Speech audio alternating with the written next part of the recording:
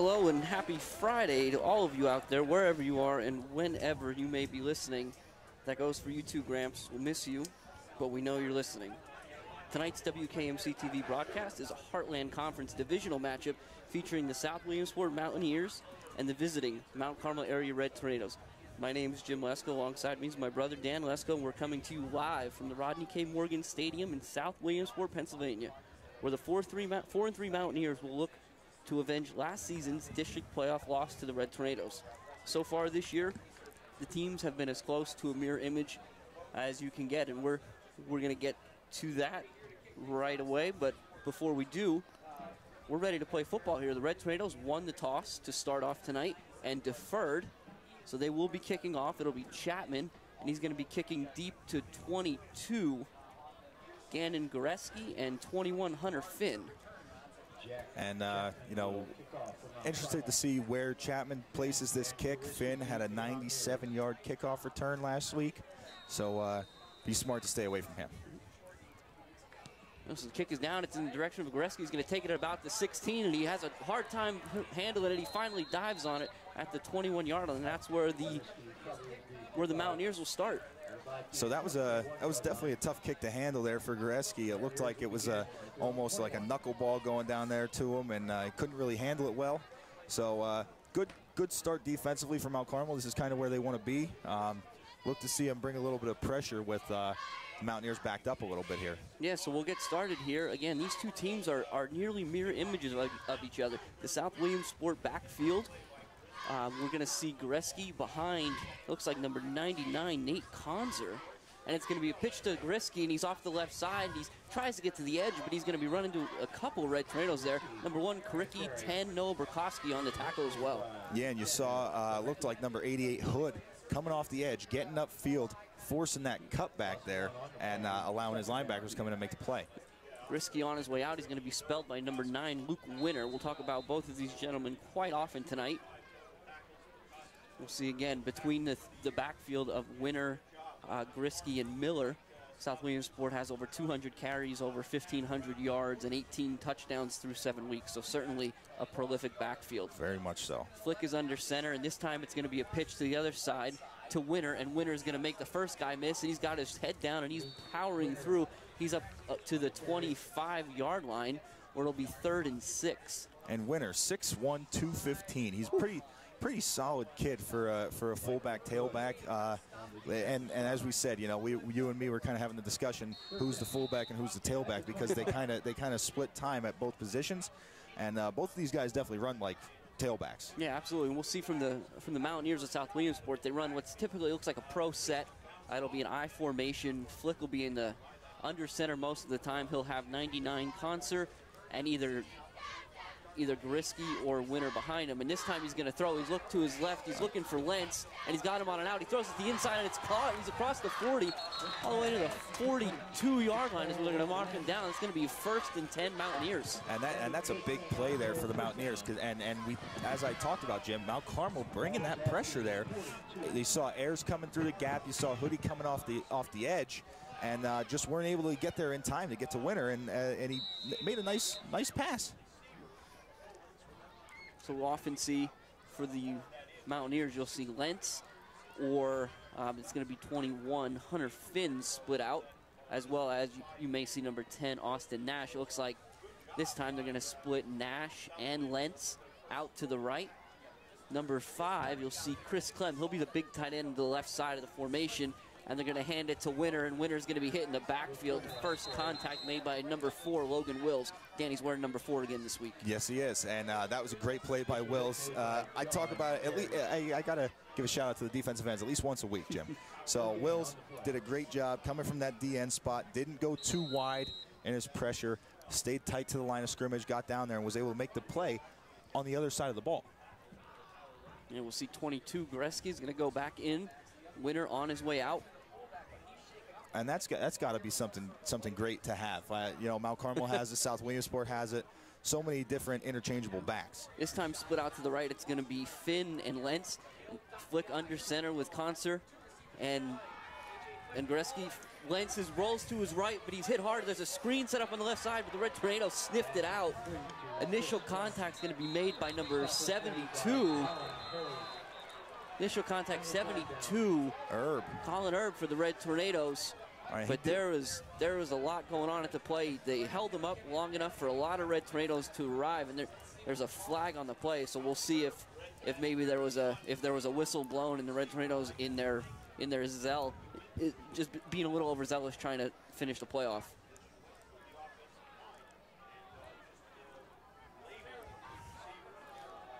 It's actually going to be a face mask against the Red Tornadoes, a personal foul, so that'll be the 15-yard variety.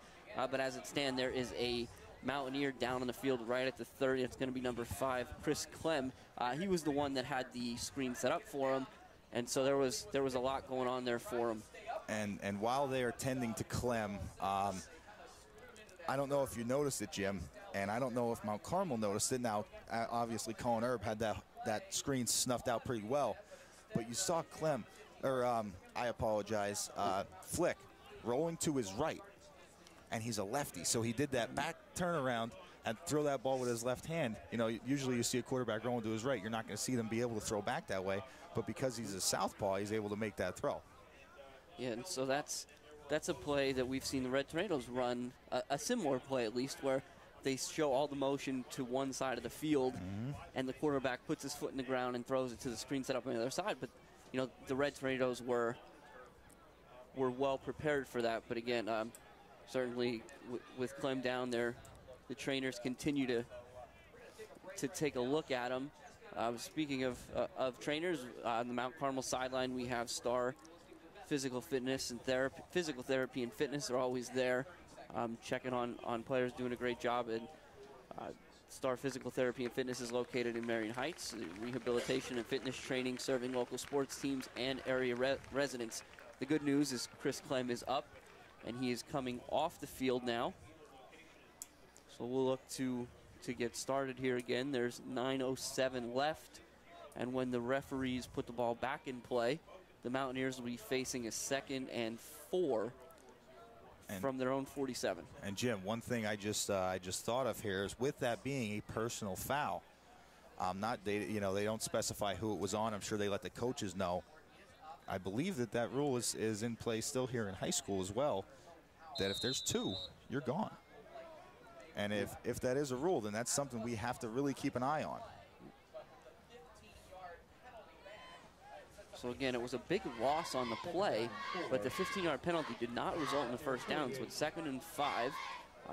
Flick is going to split Nash out to the right. He's got Lentz to the left, and Grisky's behind Concert. He throws a little fade to Lentz, and Lentz does a great job catching it, but I believe he's going to be out of bounds.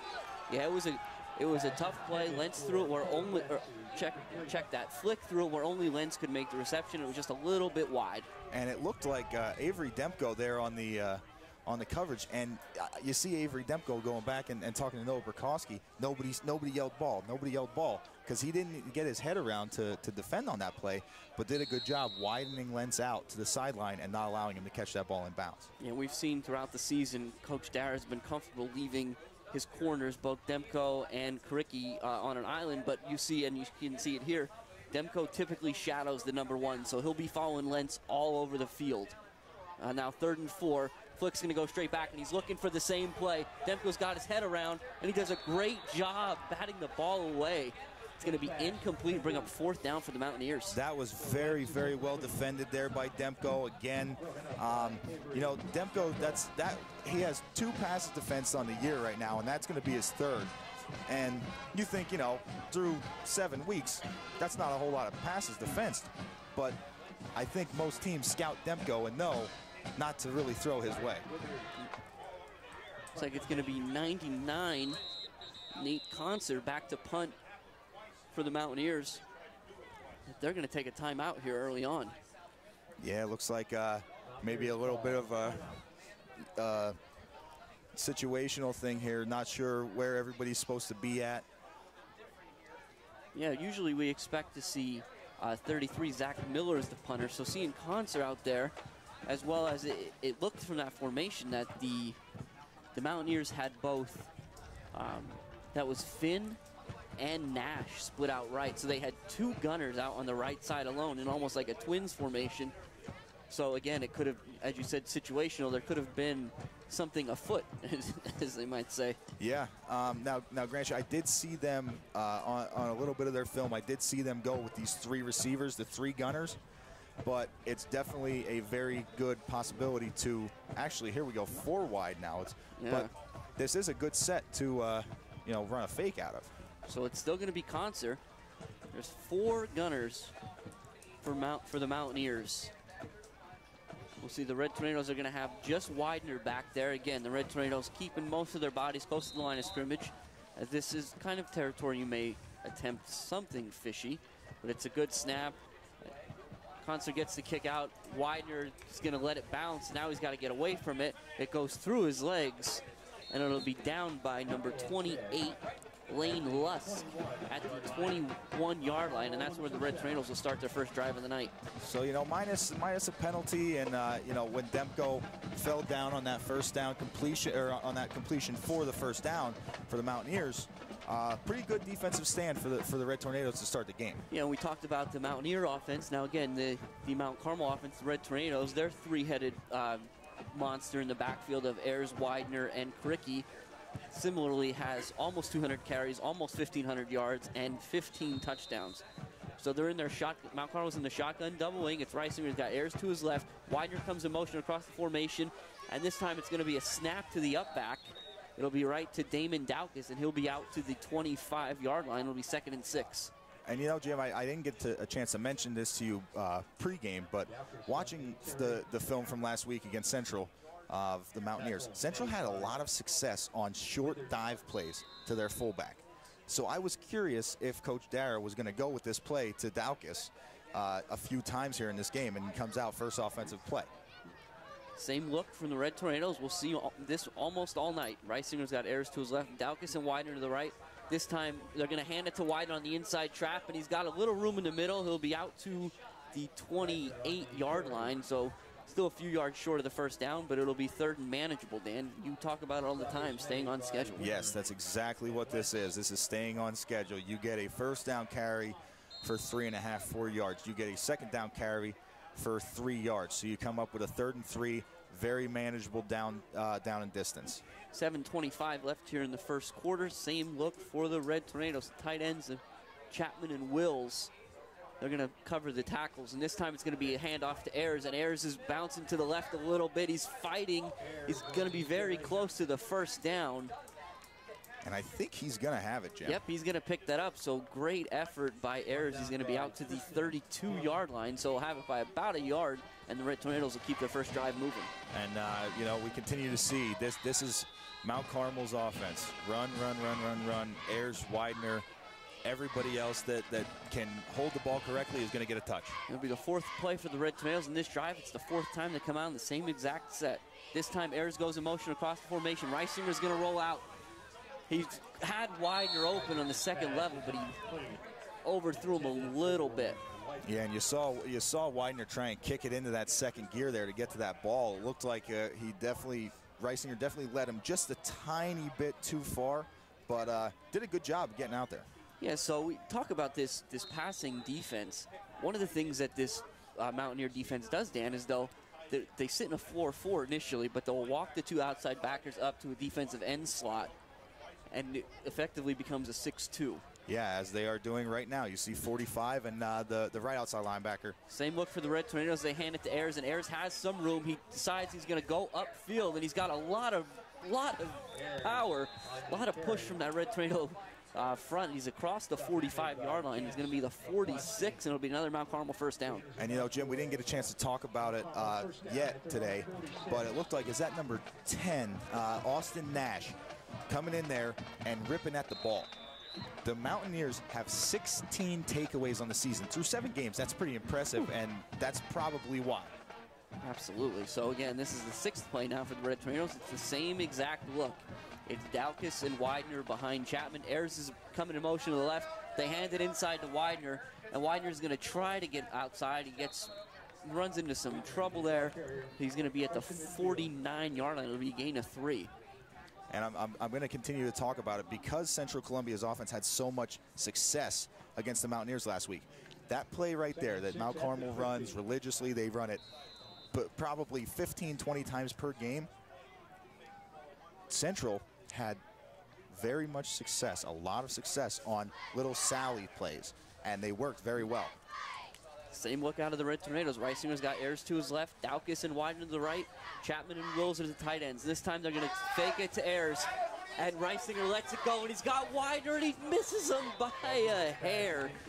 Widener was behind all the Mountaineers. There was nobody between him and the end zone, and Reisinger just missed him by about a yard. Yeah, again, putting that ball where no Mountaineer defenders would be able to get to it, but unfortunately, just as you said, 1 yard too long for Widener. Very nice ball by Reisinger, though. 5:58 left here in the first quarter. The Red Tornadoes facing a 3rd and 6 from midfield.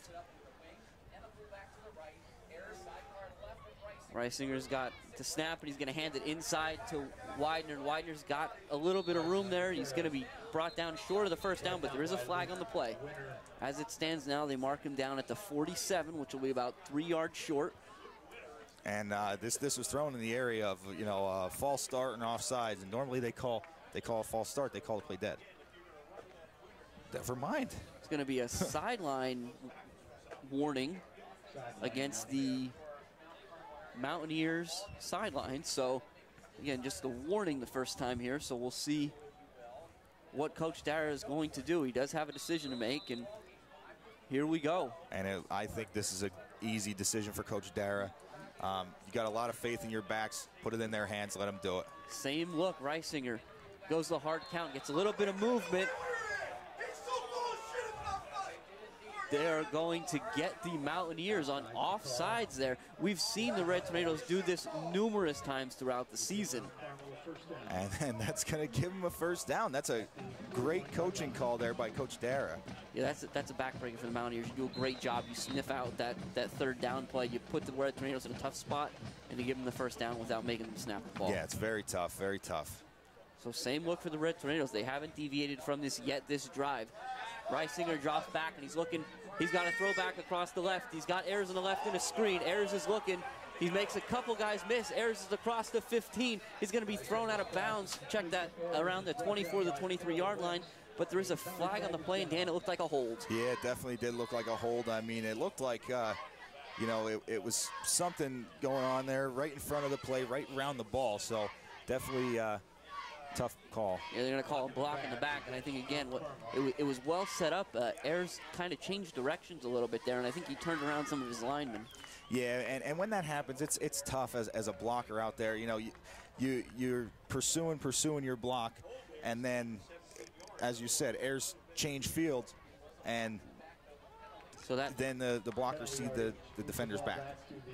So that 10-yard penalty is going to take them behind the sticks now, well behind the sticks. It'll be all the way back to the 48. So it'll be 1st and 17, we'll call it here. Same look out of the Red Tornadoes. Coach Dara is sticking with what works thus far. Reisinger, this time he's going to hand it to Kricki instead of Ayers, and Kricki's got some room. He makes a nice move to step inside. He's going to be dragged down across the 40. It'll be the 38-yard line, so he'll turn it into 2nd and 8. Yeah, very, very good run there by Kricki. You see them set that play up so well. It happens all the time. He saw the cutback lane, got up in there. Great run. So interestingly enough, Dan, we talked about those takeaways. The Mountaineers are doing a great job of holding Red Tornado runners upright and taking shots at that football. Yes, they are. This time Reisinger, he's going to hand it to Kricki. It's the same exact play, and he's got the same alley. Oof. And he's almost through. Number 10, Nash, is going to make a nice tackle. He was really the only guy keeping Kricki from getting into that alley. It's 1st and 10, Red Tornadoes at the 29. Yeah, and it looked like the person setting up the block for that alley was number 29, Damon Daukus. He does a lot offensively. It doesn't look like a lot because he's always lined up in the same spot, but he's pulling, he's blocking out, he's doing all kinds of crazy stuff to open up holes for these big-time backs that Mount Carmel has, and he doesn't normally get the credit that he deserves. With 4 minutes and 48 seconds left in a scoreless ball game, there's going to be a timeout on the field here. It's going to be South Williamsport. They'll take their 2nd of the game. So we'll take this time to talk about a couple folks that made a lot of things happen for WKMC-TV. Again, this is the 50th year that WKMC-TV has been around, so happy anniversary. Again, celebrating the 50th anniversary of the first broadcast. That was September 12th, 1968. And a big thank you goes out to Service Electric Cablevision, who's provided us the means to bring that programming to you, again, for the last 50 years. So my goodness, Dan. Yeah, that's a very long time that this station has been servicing the area, and the area faithful couldn't be happier and couldn't be prouder of this whole operation here. So same look for the Red Tornadoes. It's got Wills and Chapman are the tight ends, Daukus, and this time Burkowski is in for Widener, and Reisinger has number 1, Kricky to his left. This time Burkowski's wide open, and Reisinger's got him, and he's got him at the 5, and he makes the catch in, and he's in for a touchdown. And wow, a 29-yard touchdown from Reisinger to Burkowski. Dan, Burkowski was in for Widener. He came across the formation. Reisinger had him wide open. Yeah, and thankfully he was wide open, because Reisinger was under a lot of pressure. That play normally takes a long time to develop, and South Williamsport, the defense was right in Reisinger's face, and luckily, because of Burkowski being so wide open, Reisinger was able to kind of loft it out there, and he could go get it without having to worry about any defenders out there. Julian Steller on to attempt the PAT. Steller was 6 of 7 last week in the Red Tornadoes' 48-0 victory against Hughesville, so great job last week. It's going to be Demko on the hold. So we'll wait for the referee. They put the ball in play. We got a good snap and a good hold. The kick is up, and it's blocked. The extra point was blocked, so that's a no good. And the Red Tornadoes, with 4:31 left here in the first quarter, will be on top of the South Williamsport Mountaineers, 6-0. Yeah, I'll say it. It looked like that extra point there caught a helmet and almost propelled it over the goalpost. It went a little wide left, but if it would have been straight on, that might have still went in. It was definitely close there, Dan, but so we'll see how South Williamsport wants to respond. Again, and I think we have to give a lot of credits due on that drive. Certainly, Reisinger does a nice job standing in there, taking those hits. We've talked about it all season. But give credit to Burkowski as well. Sometimes the hardest ball to catch is the one where you're wide open. You know everybody's bearing down on you. Yeah, and especially when you know you're that close to the end zone. That's one that you almost want to catch it like a punt and just fall down. But he did a good job of staying on his feet, adjusting, making the catch, and getting into the end zone without even taking a hit. Yeah, so Red Tornadoes will send Chapman out on their kick team again. This kick coverage team has done a great job all season. But of course, the returners from South Williamsport, Hunter Finn and Goriski, will look to have something to say about that. Finn is looking to return one for the second week in a row. Now they're going to switch sides at the last second to try to mess with Chapman, and it's going to be kicked to Goriski's going to take it at the 11, but it's blown dead. So they're going to call an offsides against the Red Tornadoes. Yeah, and that's going to send them back 5 yards. You see that little gamesmanship there by Goriski and Finn. I do like that.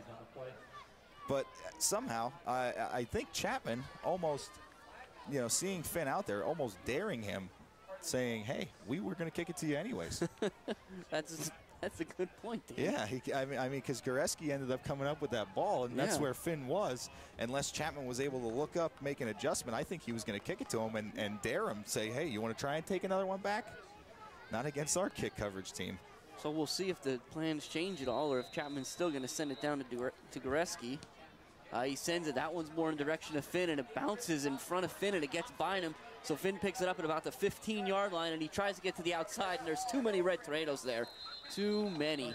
He's going to be thrown down at the 19-yard line. Yeah, and it looked like Nick Troutman there initially. Finn was able to make him miss, but Reed Witkowski was right behind him to kind of hang on and pull Finn down on the tackle. Great job on coverage again.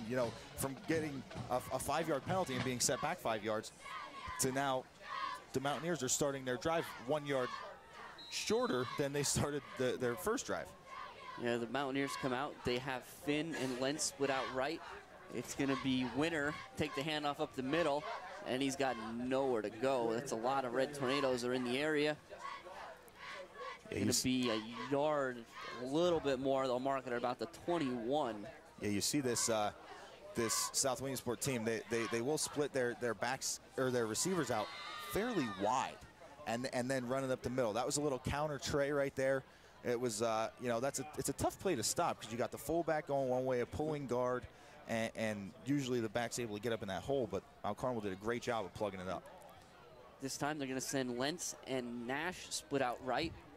It'll be Winner behind Conser and flicks in the eye. And he's going to fake it, and he's going to drop back, and he's under pressure. He makes a throw across the middle, and it's right in the hands. Oh, my goodness. He hit Widener in the hands at about the 30 to 25-yard line, and if he'd pulled it in, it would have been 6. Yeah, he hit Widener in the hands and in stride. Widener was at full stride, had that ball in his hands. You saw him hitting himself in the helmet afterwards. It's a tough play there for Widener, but he will get credit for defending the pass there. Hood in there on the pressure, put a nice hit on Flick in the backfield. So still a good positive play for the Red Tornadoes, but not a turnover. Yep, so the Mountaineers will come out. Again, it's going to be Finn split out way to the right this time. It'll be 3rd and 9. They're going to split Lentz out to the left. We'll see what Flick does. This time he's going to hand it to the up guy, and it's Goriski, and he doesn't have anywhere to go. He picks up a yard. That's it. It'll be 4th and 8 from the 22. And we'll look to see the Mountaineers punt. And you see, again, Goreski there, as we talked about earlier. Those two, him and Goreski and Winner, are almost interchangeable. Yeah, you know, absolutely. you see Goreski in front of Winner in front of Goreski, and but great job by the Mount Carmel defense stopping that play. So it'll be concert punting. This time the Red Tornadoes a little more comfortable with the punt formation. They're going to send Widener and Burkowski back deep to receive it. It's a nice punt. It's going to be in the direction of Widener. He's going to take it off the face mask, but luckily for Widener, it goes right out of bounds. Yeah, and looks like he actually might pick up a yard from where it bounced off his face mask. Yeah, it'll be 1st and 10 Red Tornadoes at the 49-yard line. And this is great starting position for the Red Tornadoes here. You know, starting anywhere on the plus side of your own 40 is really big.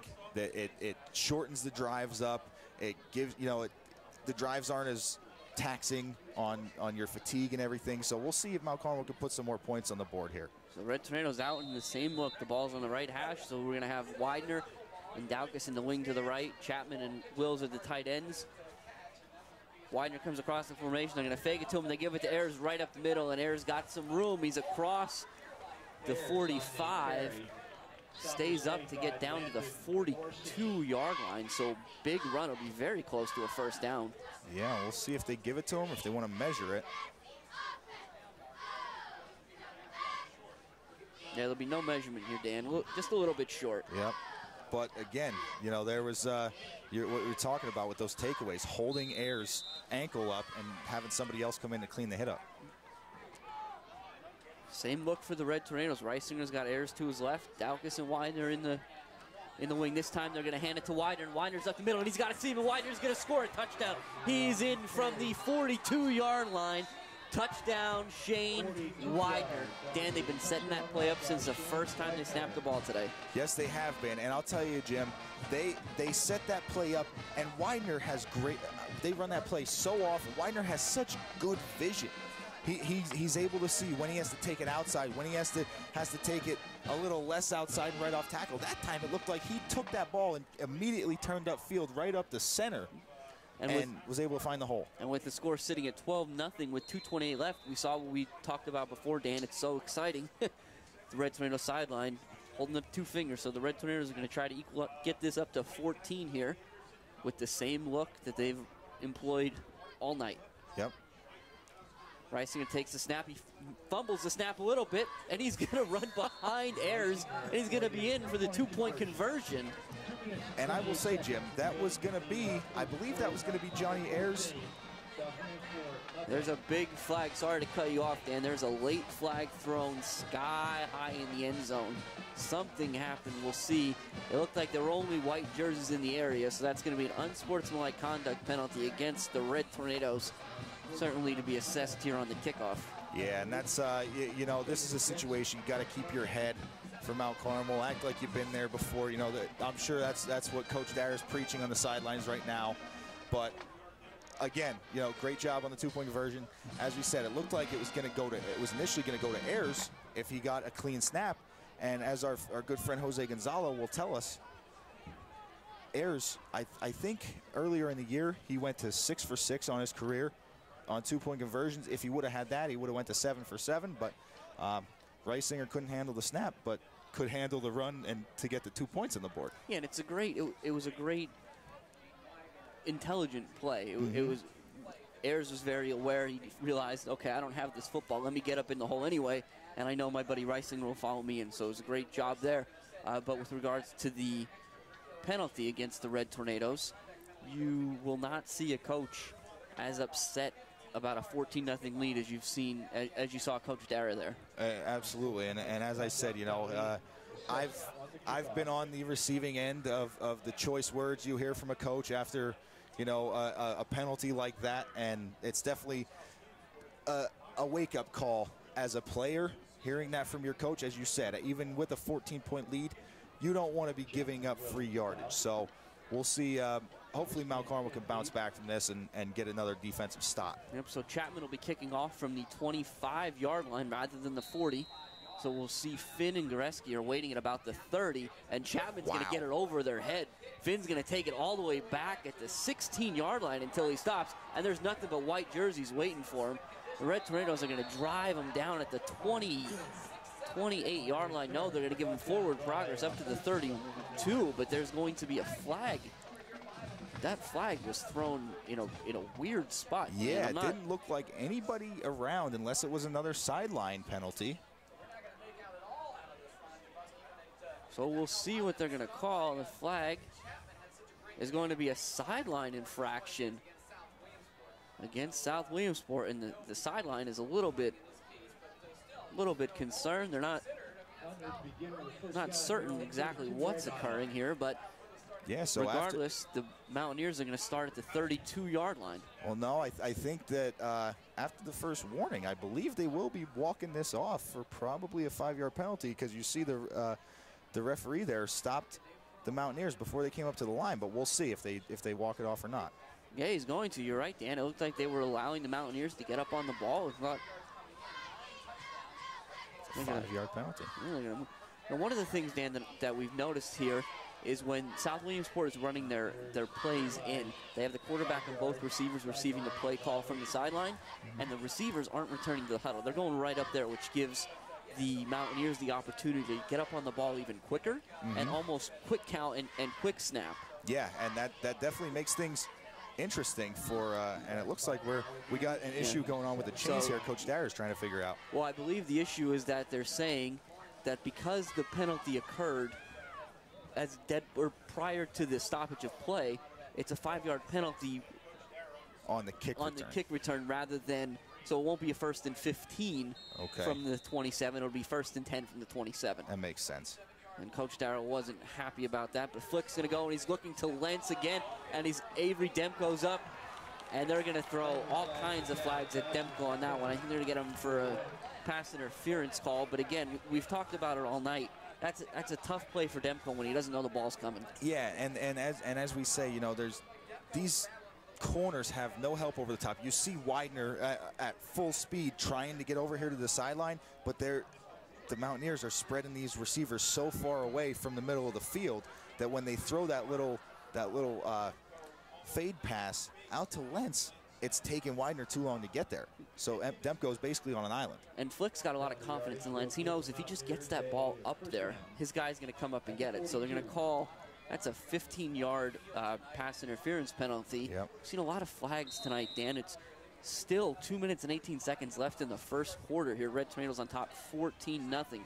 Flick is under center. He turns, he's going to hand it to Winter, and Winter has nowhere to go. There's not a whole lot of success early on in the ground for the Mountaineers. And speaking of the lack of success on the ground, I was just seeing the Red Tornadoes are probably not going to see a whole lot more of the ground game from the Mountaineers. I think once this quarter ends, I could see the Mountaineers coming back out after regrouping on the sidelines and just chucking it. So the Mountaineers are going to have Nash split out right, Lentz split out left. Flick will go under center. He's got Concert in front of Winter behind him, so it's a big backfield. But again, Demko's one-on-one with Lentz. We'll see if Lentz looks that way. Flick looks that way again, and he's got him on a pump and go. And it's a great play, a great reception made by Lentz. And Lentz went up high. There's a lot going on here on the field right now. Most importantly, Lentz is down.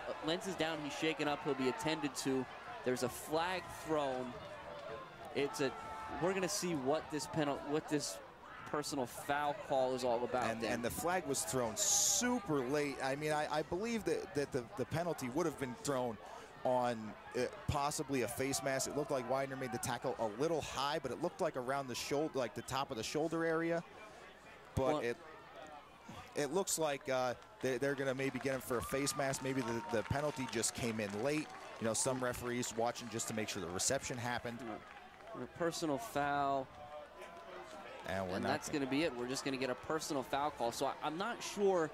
I think it looked worse than it probably was. You had a couple guys going up for the ball. Yeah. And the Red Tornado defender, when he didn't have the ball, he brought his hands down, and so he caught Lentz high and drove him into the ground. But the flag came from the official on the far side of the field, and it came in late. So you wonder if something was said or something was seen after the fact. Yeah, I'm not, and that's what we were kind of trying to figure out there, and we didn't really get any explanation, so not sure. Oh, but it's another 15-yard penalty, so it's 1st and 10 from the 28, and they're going to hand it to Concert up the middle.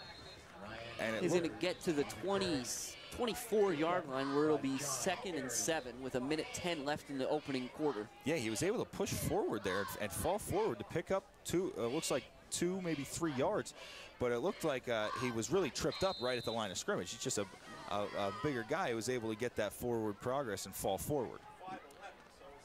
So we're going to see Finn split out way to the right, Nash to the left, Winter behind Concert, and they're going to give it to Winter. Winter's got some room this time. He's in the middle of the field and would have gone in, was it not for Burkowski just getting enough Winter's leg to trip him up. He's down to the 11-yard line. It'll be another 1st and 10. Yeah, and I do this every week, Jim. I say something, you know, we're going to see the Mountaineers throw the ball a lot, not having any success on the ground, and then two ground plays and a 1st down and almost a touchdown. You know, I think what we're seeing here at this point, Dan, is the dangers of giving a good team so many additional yards every time down the field. Yep, got to stop doing that. So same look out of South Williamsport. Winter's behind Concert, and they're going to give it to Concert, and Concert doesn't have anywhere to go. The Red Tornadoes were ready for it that time. It'll be 2nd and 9 from the 10. Yeah, and it looked like he took a big hit there from Billy Anderson. It looked like somebody had got his ankles wrapped up and took a big hit from the side from Anderson coming from that D tackle spot and tumbled over there for a very short gain. And the clock winding down here, the Mountaineers are going to be content to head back to their sideline. As time runs out in the 1st quarter, the Red Tornadoes are on top 14-0 here in South Williamsport, but the Mountaineers are threatening. Yeah, and this, as you said, Jim, this is what happens when you give a good team, you know, extra chances. You know, they were able to complete that pass to Lentz from Fick, and then an extra 15 yards. And then, you know, you kind of get a little lackadaisical on defense. Maybe you're in your head about a 15-yard penalty, you know, or something like that. You're frustrated, and you open up a big hole for Winter to run through, and you need a touchdown-saving tackle. So right now, this is gut check time for the Red Tornado defense. And you can see this is a hotly contested matchup already, Dan. And part of it, maybe we need to remind the guys out on the field, this is the first time these teams have ever met in the regular season. It's the 4th meeting all time. All 3 were previously in the playoffs. And it really does have a playoff-type atmosphere tonight. And you know, that's a very, very good thing to point out there, because I didn't even think about that, but it is. It's a very hotly contested game, and it does seem like one of those games that, you know, where it's all on the line. So it'll be the same look for the Mountaineers. Nash split out left, Finn is out right. It's Winter behind Concert. And this time, Flick is going to keep it. He's going to try to get to the outside. There's a lot of Red Tornadoes there. They strung it out very well. Not going to give up any yardage there. They'll be right back to the line of scrimmage at the 9, where it'll be 3rd down. Yeah, and Burkowski, not a defensive end, but in contain on that play, was doing defensive end duties in contain and did a great job. He didn't get upfield. He stayed on the line of scrimmage, and that was a great play. Great news for the Mountaineers. You're going to see number 2, Lentz, is back out there. He's going to be split out left, so it's great to see him back. Flick under center. And they're going to hand it to Winter. Winter's up the gut, and he's going to get across the 5, but he's still going to be short of that 1st down. So, go ahead. It'll be 4th and 3 from the 4-yard line. And as we said, Jim, or as I said earlier, gut check time. But I wouldn't be surprised to see Mount Carmel tighten everything up, kind of bring the beef in. Now, they got to be aware because Flick is able to run. Yep, and you see Concert came out. Goreski goes in, so it's going to be Winter in front of Goreski, which really throws off the Red Tornado defense. They don't have anybody in the backfield they can key on. So this time it's going to be roll out. Flick's rolling out. He's got a couple guys in the area, and it's going to be a touchdown. That is number 10, Austin Nash, on the reception. It'll be a 4-yard pitch and catch from Flick to Nash.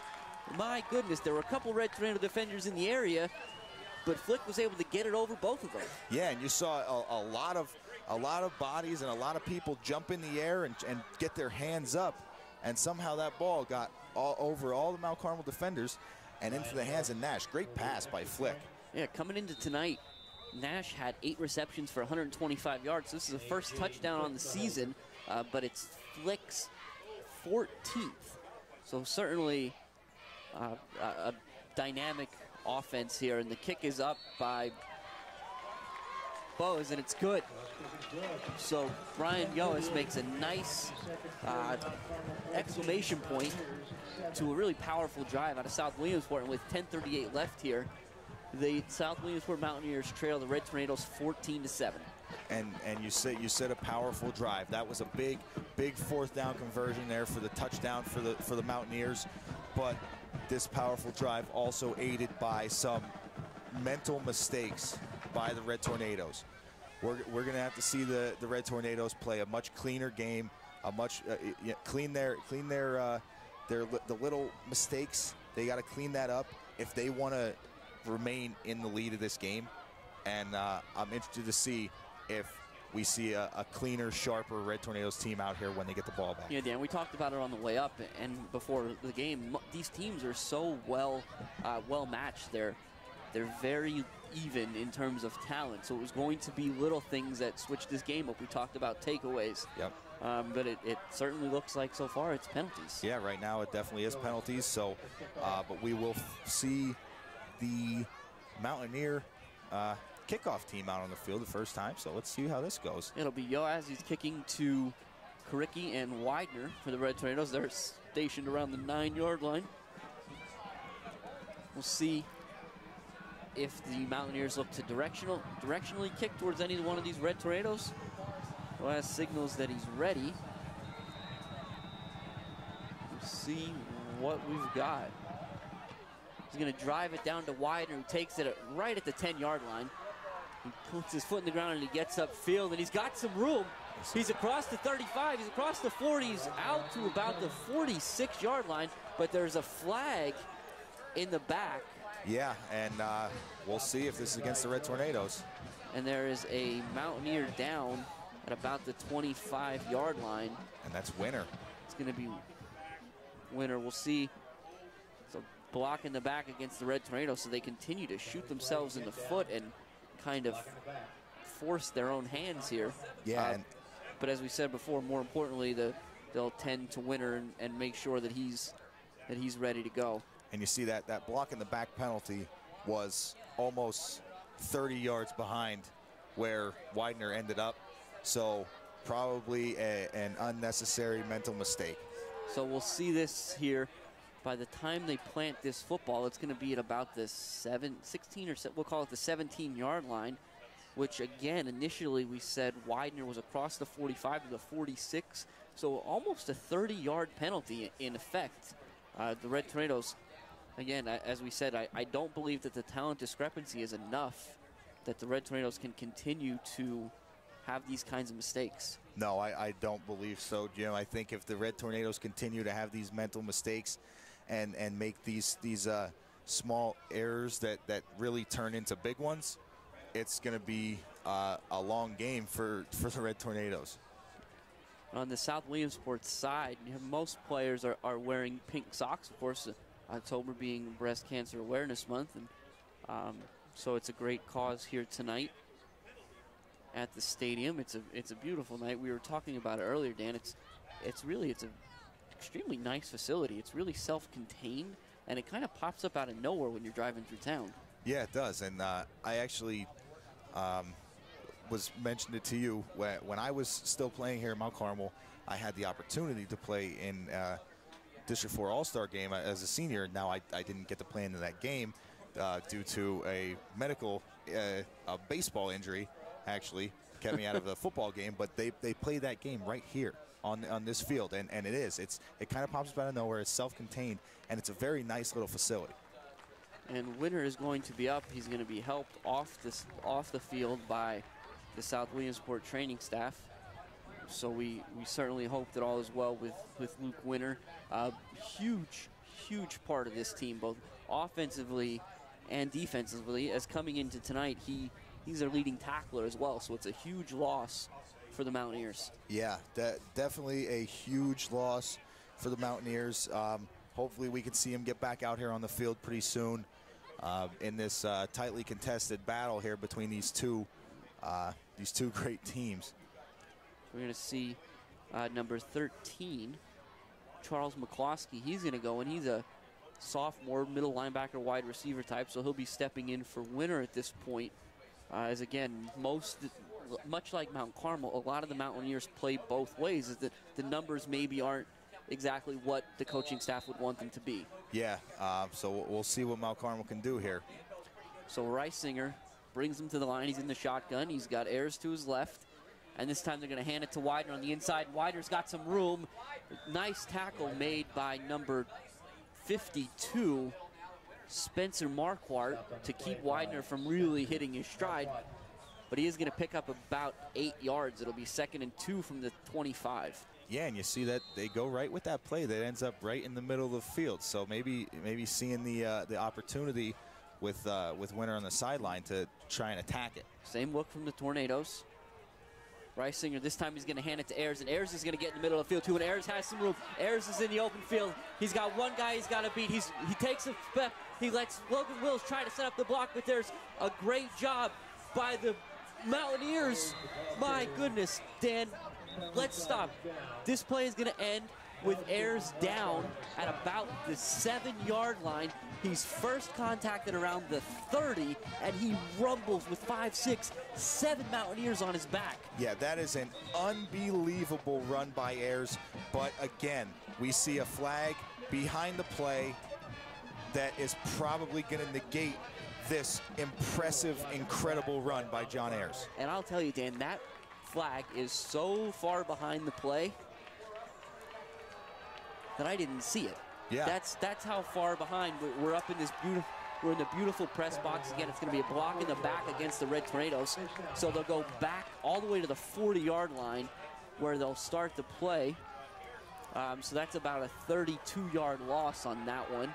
And Coach Dara is not happy, nor should he be. The Red Tornadoes have to be well over 100 yards in penalties already, and we have 9:48 left in the second quarter. And now this is the time for Ayers and Anderson. Take over in that huddle and say, listen, I just busted my butt carrying all those defenders down there inside the 10-yard line, and now we're back here at the 40. Let's pick it up, fellas. So Mount Carmel, same look. 1st and 10 from the 40. Again, another huge penalty on the play. So we'll see what the Red Tornadoes go with. Reisinger's in the gun with Ayers to his left. Daukus and Widener in the wing to the right. Reisinger's going to take the snap, and he hands it to Ayers. It's going to be the same play, just to the other side, and Ayers is going to put his head down. And the Mountaineers are doing a great job of stacking up the Red Tornadoes and then teeing off on them, trying to pop that ball loose. Yeah, trying to pop that ball loose or just kind of putting that head down and putting a big hit on their backs. And as you see, Ayers here taking a little breather. Much deserved breather. Much deserved is right. So same look for the Red Tornadoes. The difference being Karicki is to Reisinger's left rather than Ayers. We'll take the snap, and this time Reisinger's going to keep it, and he's going to throw it. Chapman's in the middle of the two defenders, and he makes the catch, and it is a Red Tornado touchdown. A 34-yard strike from Reisinger to Chapman. Chapman has been on fire the last few weeks, Dan, and the Red Tornadoes are on top 20-7. And we've talked about it in the past few weeks. Chapman, obviously Reisinger's favorite target, the big body junior, was able to get behind the defense, and even though that ball seemed like it was a tiny bit underthrown, he had to slow down a little bit, took contact, and still was able to haul that one in. He has great hands.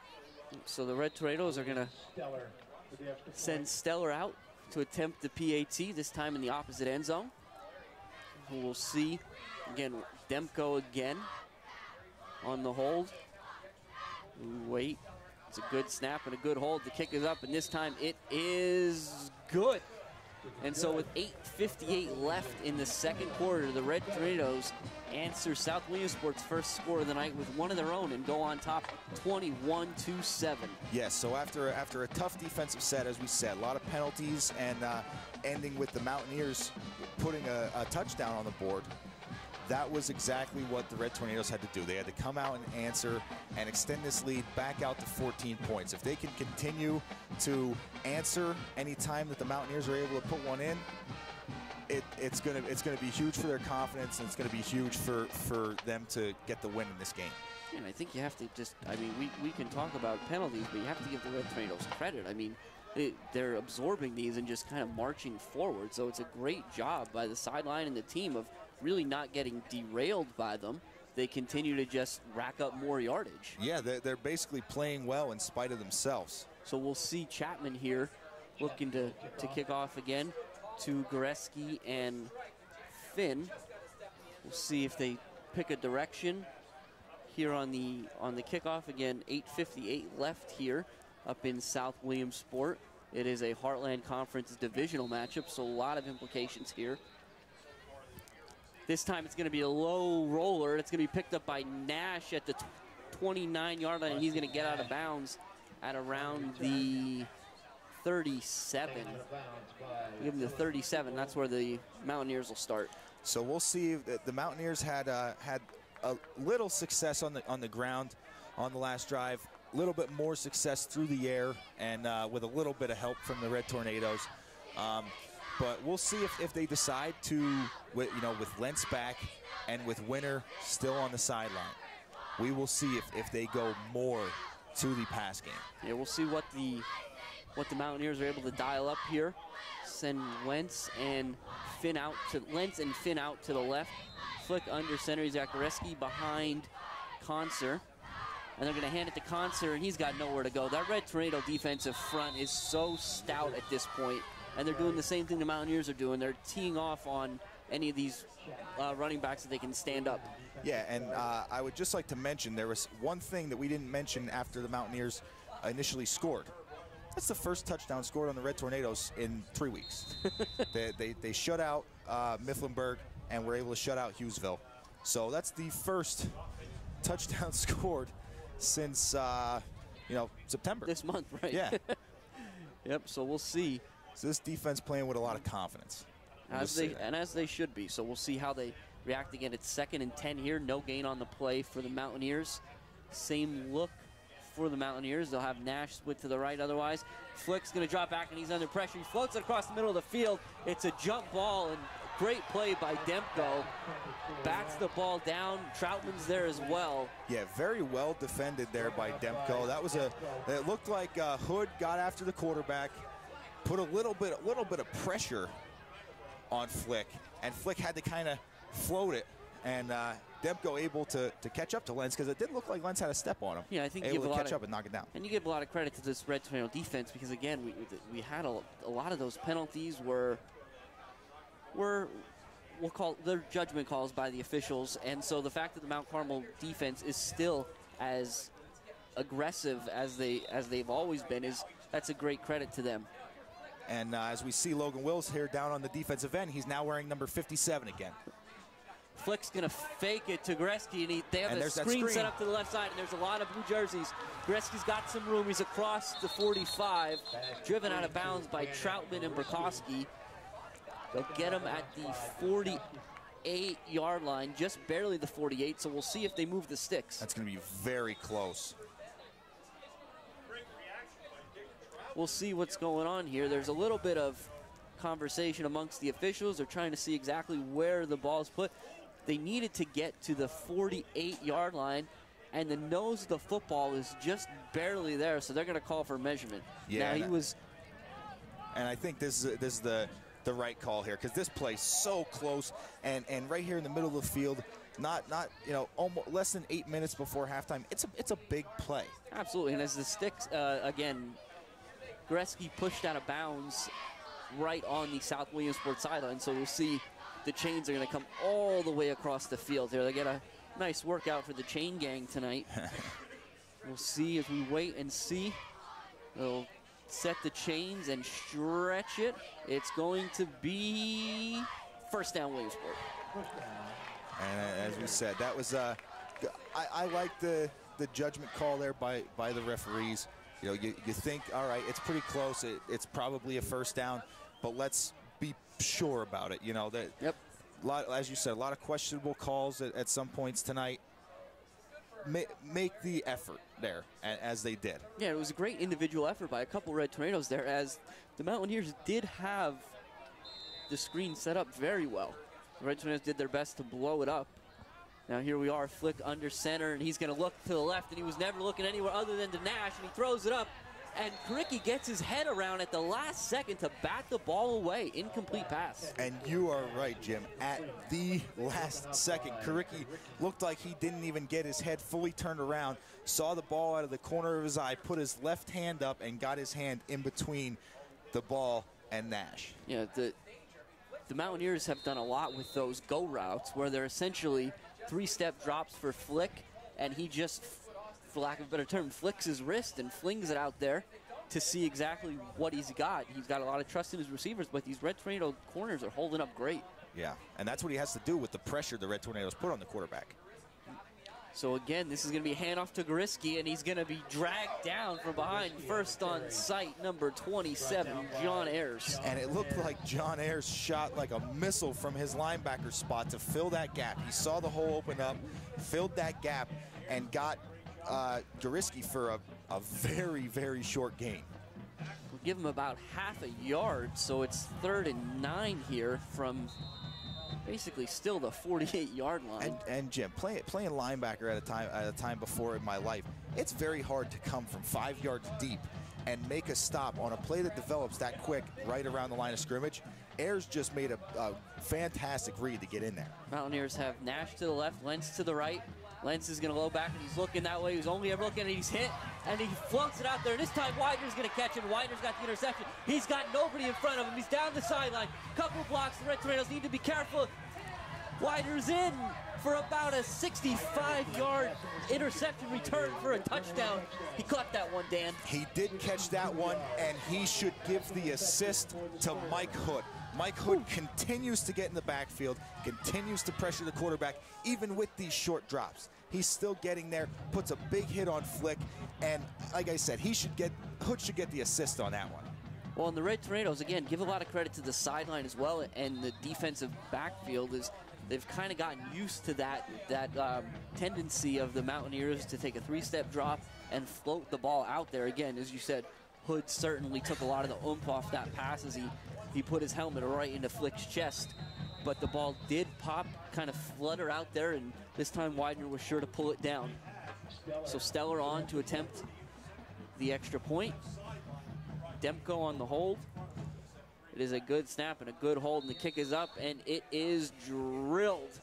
So with 6:49 left here in the second quarter, the Red Tornadoes are on top of the Mountaineers 28-7. And now this is what the Red Tornadoes need to do. See, we talked about the takeaways that the Mountaineers have this year. You know, 16 to Mount Carmel only having 8 on the season. Well, let's make it 9 now. You know, the Red Tornadoes come out, say, you guys can take the ball away. so can we. Yeah, they're doing a great job tonight. And again, I think one of the things that we've heard throughout the season is that the Red Tornadoes, when they were a one-loss team with the only loss being a Southern, it was that this is one of the best one-loss teams you're going to find in the state. And, of course, the game against North Schuylkill, who, again, is a very formidable opponent, a one-loss team. The Red Tornadoes are looked at as one of the best two-loss teams in the state, and I think you're seeing that tonight because, as we said before, South Williamsport is a very good football team. Yeah, and I just wanted to say, as we said, you know, a lot of Mount Carmel's defensive players also play offense, but for the guys that don't play offense, I think on the defensive side of the ball, they were saying, they went to the sidelines and say, we got you back. You know, we're giving that one back to you because we kind of gave up that first score that we allowed. And I think the biggest cog in that machine is probably Mike Hood. Again, we don't see him as much on the offensive side of the ball anymore, but that's because he's too busy terrorizing quarterbacks on the defensive side. Yeah, I mean, we talked to Jose before the game. 1 sack shy of breaking into the top 10. And Chapman kicks off, and this is going to be a low liner. It's going to be Goriski at about the 12. He's coming up through the middle. He's going to try to bounce to the outside. He's got a little bit of space, but there's a lot of Red Tornadoes there waiting for him. Looks like 56. 56 is Connor Krakowski. He's going to be the first one on site, and Demko's going to clean it up. The Mountaineers will start at their own 34-yard line. But again, this good starting field position for the Mountaineers. They had a few times where they were starting right around their own 20 or inside their own 20. So starting at the 34-yard line is like being in plus territory almost for the Mountaineers. So they got to really take advantage of this good field position. So the Mountaineers come up to the line. Lentz is split out to the left. Finn split out to the right. Goreski's behind Concert. They're going to pitch it to Goreski. He's trying to get up into the alley there, and he's not going to make it. He's tripped up by 57. Logan Wills. Yeah, and Wills again in there at that. Now, as you see, Hood, stand-up defensive end on the right end. Wills, hand on the ground defensive end on the left end. But they still serve the same purpose. They do the same job.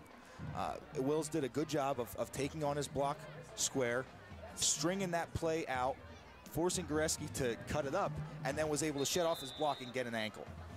We get a brief officials timeout there for a shoelace. That's since been addressed, and Flick is back on the ball. Concert is in front of Goreski, and they're going to hand it to Goreski. And Goreski's got a little bit of space for the first time, but he was stumbling, and he stumbled right into the arms of Kricki, who lowered the boom and drove him back. Forward progress will give Goreski give him across the 40 to the 41.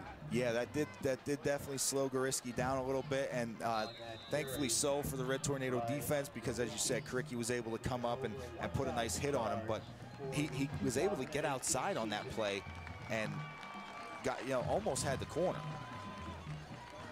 We'll see what the Mountaineers do here. 3rd and 3, 5:35 left in the first half, trailing the visiting Red Tornadoes 28-7. They've got one-on-one coverage of their receivers split out right and left. So we'll see. Lindsey's going to pitch it to Goreski. Goreski tries to get around a couple Red Tornadoes, but there's too many there. They're going to take him down in the backfield. It's going to be a loss of 3 yards all the way back to the 38, where it'll be 4th and 6. Yeah, and you had a defensive end helping out a defensive end there. You had Hood come across the line, force Goreski to slow down and cut it up. And Wills, it looked like he jumped over number 45, Caleb Nelson, who was in there at the tight end spot. He jumped over him because he was on the ground and landed on Goreski's back. 99, Nate Conserve. He's on board here to punt. So we'll see what we have going on here. It's Demko and Burkowski back deep this time. I'm gonna take it. He's got a deep punt. Demko's gonna take it over his shoulder at about the 17. And he's got some room, but there's gonna be another flag as Demko is driven out of bounds on the MCA sideline. But there's another Red Tornado flag against the Red Tornadoes. Yeah, and I think that one's going to be in the area of a block in the back again. So we'll be seeing this one coming back.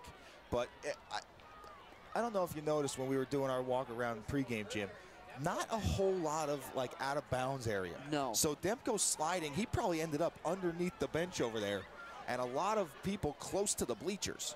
Well, and I think you saw on the Red Tornado sideline there, coaches and players alike took exception to maybe just how far Demko was driven out of bounds, and I think rightfully so. It's, as you said, that's a tough situation over there, so you would expect the team to kind of have Demko's back and be upset and frustrated for him. Yeah, of course, but again, they also did the right thing and just, you know, kind of help the South Williamsport players up and said, go back to your sideline, you know. So the block in the back is going to negate the entire return. It'll be right around where Demko initially caught the punt at about the 20-yard line. So we'll see what the Red Tornadoes opt to do. Your 4:18 left. We have, as always, Reisinger's in the gun. Ayers to his left, Widener and Daukus, and they're going to hand it to Ayers, and Ayers has some open field. He's got his head down, and he spins out of a tackle. Ayers is in the open field. He's at the 50. He's got one guy he's got to beat. And he's at free. The 30, the 25, the 20. He's trying to get there, and he's in. That's John Ayers, an 80-yard touchdown run. And Dan, this isn't Cal Stanford, but there are no flags on the field. What an unbelievable run by John Ayers. That is why this man is in the top 4 for the Mount Carmel's rushing leaders. It looked like he was tackled short of a first down and is able to, as you said, spin out of it and almost propel himself forward to get down the sideline for an 80-yard touchdown. Unbelievable. So as Stellar comes on to attempt another extra point here, the Red Tornadoes on top 34-7. As soon as we see how this goes, Dan, I have another confession to make. So it's a good snap and a hold, and then when Stellar pops it up, but it gets through all the same. So it's 35-7 Red Tornadoes, and they are rolling at this point. But Dan, I said I had a confession to make, and I know we talked about this, I think, 2 weeks ago, but I have to say it again. I always forget just how fast Ayers is. Yeah. So we think of him, again, we talk about it all the time, whether it's his demeanor, the way that Coach Dyer's offense operates, that John Ayers has become the 4th rushing leader in Mount Carmel history, 4 or 5 yards at a time. Mm-hmm. He puts his head down, he's a tough runner, and that play was no exception. Of course, fighting for yards, he spins out of the tackle.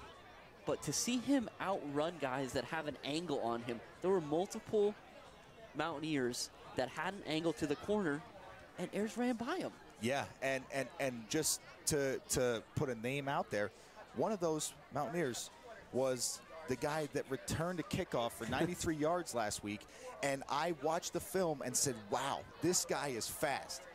And Ayers was able to beat him down the sideline. But that's, you know, as we said, that's just John Ayers. Breaking tackles, making people miss, putting his head down, never shying away from the contact either. We'll see. Chapman is going to come on to kick off again. Kicking off to Finn and Goreski. And he drives it down. This is going to be to Finn. No, Goreski's going to take it at the 8. And he comes across, he's across the 20, and he's not going to get any further. Too many white jerseys, Dan. It's been that case all night. Yeah, and it looked like Reed Wikoski in there, along with the kicker, number 44, Jack Chapman. He boots that thing down there and then just keeps it pushing right down the middle of the field. And likes to get himself around the ball afterwards. So it'll be 1st and 10 from the 22. But, Dan, how many times do you think Reed Wikoski shows up on film and an opposing coach says, okay, on kickoff, we got to get this guy. He's the one that makes all the tackles. And still makes the tackles. Yeah, it's unbelievable. He just goes down there with a full head of steam, and he, for his size and for his athleticism, he's really quick. He's able to make guys miss trying to block him. So Flick brings the Mountaineers under center. We're gonna have an officials timeout. We'll see what's going on there. Are they switching the ball out, perhaps? Oh, yeah, it looks like we might have still had Mount Carmel's ball on the field. Yep, I think that's what it was. So when they get started again, Flick is going to have Nash split out to the right Lentz way out to the left, and I've called Lentz Wentz a couple times tonight. I think I've been watching too many Eagles games. Yeah, I mean, that's pretty much what we got on the TV around here, and definitely a good guy to be watching for the Eagles.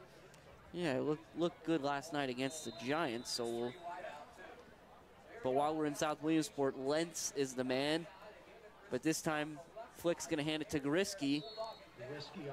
Goriski's going to be out to the 25, and you saw there, John Ayers looking like he plays for South Williamsport the way he was ripping at that football. Yeah, I was just thinking about mentioning that, Jim. He really did it. I think they might be hearing us down there. Maybe they have the radio in their headset, and they're hearing us talk about how South Williamsport has all these takeaways. They're saying, let's try and catch up. Well, let's hope that let's hope Mount Carmel continues the stellar play here in the second quarter, especially. But we're excited about all the listeners, whoever's out there. Thank you for joining us here on Friday night in South Williamsport. Flick has twins to the right, and he's going to fake it. He's going to roll out. He was never looking to throw. He's got one guy to beat, and he's not going to be able to do it. Widener's got him in the open field, drags him down. And that is a great tackle by Widener. Very clean, very good tackle. So we'll see what this penalty is going to be. Well, I think, again, it looks like, unfortunately, what they're going to, if you look at one of the officials, though, they're miming as though Widener may have been just a little too high and caught him with a horse collar, but I don't know about that one, and neither do the officials. They're going to wave it off. So. And that's why I made sure to point it out, Jim. It definitely looked like a very clean tackle. It didn't even look like he got high. It looked like he got him around the waist. No, I would have. Dan, there's a small part of me that wonders what Coach Darrell would have done if they'd have called that one. Oh, I'm pretty sure Coach Darrell would have ran across the field and gave them a piece of their mind. I think he actually keeps Coach Marshall Merarkey over there to be the one to get in the coach's faces, just so he doesn't get himself thrown out. But I think he would have been over there on that one. That's a big loss. They're going to be all the way back to the 24-yard line, almost the initial line of scrimmage there where they started this drive. It'll be 3rd and 9 from the 23, 2:45 and counting here in the second quarter. MCA on top 35-7. So Flick drops back, and he's going to look. He's got nowhere to go. He's under a lot of pressure. There's red tornadoes all over the place. My goodness. Flick throws the ball out into the middle of nowhere, and Burkowski was this close to having another red tornado turnover. Yeah, and Burkowski a little upset with himself. So it looked like he saw the ball floating. He kind of planted his foot to get to it and slipped. And wasn't able to get the turnover there, but we're going to get a change of possession either way on this play. So the Red Tornadoes out to return the punt. The snap is good. The kick is high. It's going to be Demko. He takes it at about the 48-yard line. He's going to try to bounce to the outside. He's in a lot of trouble out there. There's a lot of Mountaineers, and they'll throw him down at the 49-yard line of the Mountaineers. But we have another flag on the field. That one's right around the tackle. So I think we may see a face mask on this one. Yeah, it looked like the tackle was a little high, a little up around the head area. So we'll see what the call is. We'll see again. There's a lot of flags tonight. It's gonna be a personal foul, face mask against South Williamsport. So that's gonna be a big one. That'll be a 15-yard variety. And you know, Jim, I don't want to step on the referee's toes, and I don't want to say anything poor about the referees, but all these penalties have been personal fouls, and it seems like that was just an incidental face mask. Could have maybe been only 5 yards, but 15 yards, and it's going to be a 1st and 10 for the Red Tornadoes in very, very, very, very good territory here. And so with 2:23 left, and the Red Tornadoes with a 1st and 10 on the South Williamsport 34, it looks like the Mountaineers are going to take their 3rd and final timeout of the first half. Yeah, because that 15-yard face mask, as we said, now puts the Red Tornadoes 15 yards closer to putting a 35-point lead on the board before the half.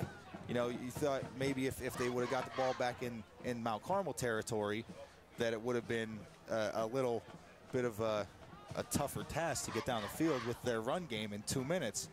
But now this close, they got a really good opportunity to put another one up. So Reisinger's going to bring the team back over the ball. We'll see they're going to have Demko split out to his left. Chapman is split out to the right. So the Red Tornadoes deviating from what they've done a little bit here. But nevertheless, Reisinger's going to be in the gun with Koricki to his left, Widener and Daukus in the wing to the right. Still a little conversation going on here, but the back judge does signal that we're ready to go. Well, with a 4-score lead here, you wonder if Coach Dara is going to say, all right, well, now we can go to the air. We'll find out quickly here, Dan. Reisinger's going to take the snap, and he's going to go straight back, and he's got Demko on a hook, and Demko gets to the inside. He makes 2 guys miss. He cuts across the middle. He's in the middle of the field. Demko now he's trying to avoid the tackle, and he's in for another Red Tornado touchdown. A 34-yard work where most of the work is done by an incredible piece of running by Demko. Yeah, he caught that ball maybe 3-4 yards from the line of scrimmage and then made 4 or 5 South Williamsport defenders miss before getting himself into the alley and into the end zone. My goodness, and we talked about this before. I believe we were talking about this last week against Hughesville. One of the strange things about the Red Tornado offense is because of how prolific the rushing attack is. When Mount Carmel wants to maybe ease off the gas a little bit, they often go to the air, which is counterintuitive to most people watching, but that's really the Red Tornadoes taking their second strongest attribute. Yeah. It's a good snap and a good hold, and Stellar is good again. And so with 2:14 left in the first half, Dan, not the game, the first half, the Red Tornadoes are on top, 42-7. Now here, let me blow your mind for a second. So this is the Red Tornadoes' 4th game on the road this season. Yes. They've traveled to Lewisburg, to Jersey Shore, to Mifflinburg, and now tonight at South Williamsport. So through the first 14 quarters that they've played on the road, again, previously to tonight, they're 3-0. If you take the one and, not quite 2 quarters yet they played here, we'll just call it 14, the Red Tornadoes are outscoring their opponents 164-34. Wow. That's a pretty unbelievable stat, Jim. And considering the length of these trips that they're making too, a lot of times you come off the bus after an hour-plus ride, and you're kind of a little logy. You're not ready to go. And these guys putting up 42 points with 2 minutes left in the first half. That's more than ready to go. Absolutely, and that's a great job by Coach Dara and the coaching staff, just ensuring that these guys are ready when they get off the bus.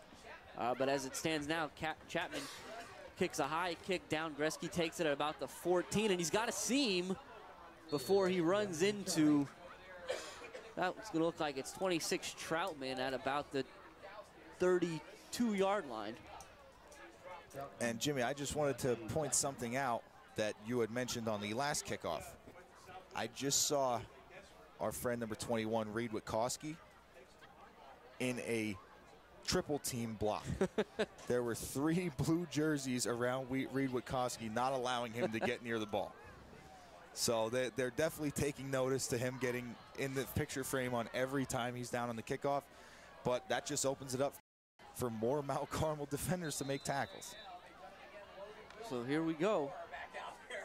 Logan Wills on the defensive end. Now look at the Red Tornadoes. This is a 4-man defensive front. Lentz is going to turn and he's going to hand it to Gretzky, and Gretzky does a nice job getting upfield. He crosses the 35 to the 37. Yeah, and again, we said about this this defense of Mount Carmel, and we talk about these defensive ends. Logan Wills, we called him as number 57 on a couple tackles. We called him as number 4 on a couple blocks and tackles, and now he's back in number 4 again. So not sure what the plan is with him.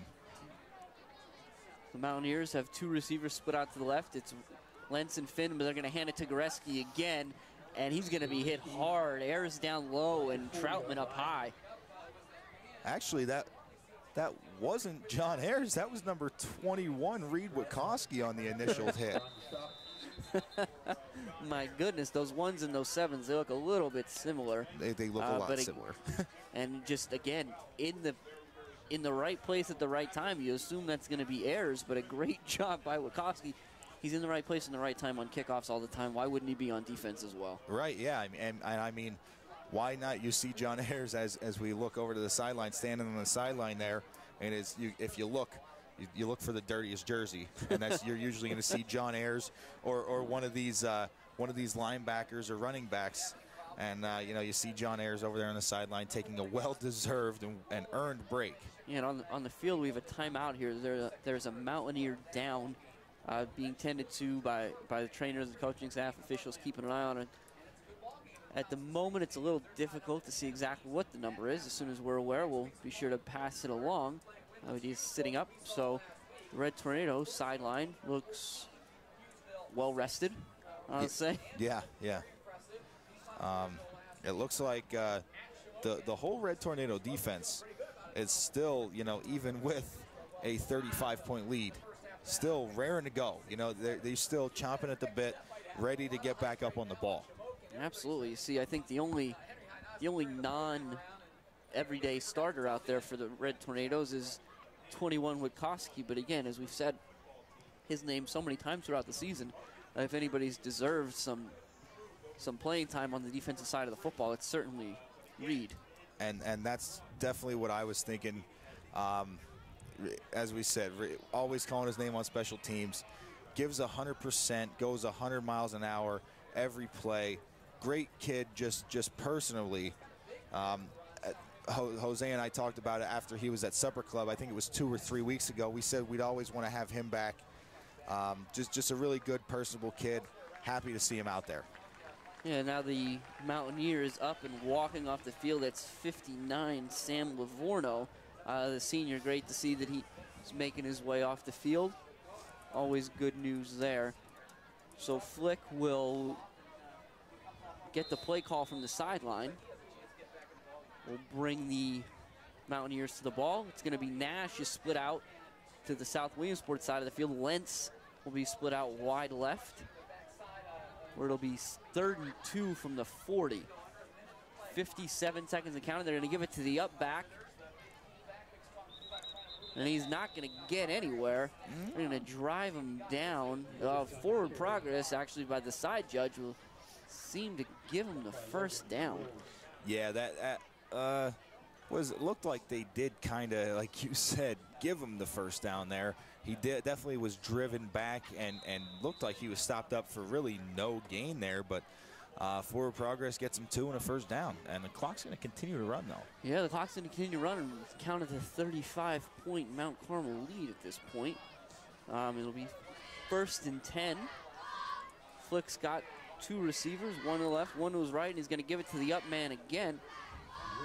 And is nowhere to go. The South Williamsport sideline seems content to run this clock out here. And it looked like Wills there on the initial contact, and then Wachowski coming in there to clean it up.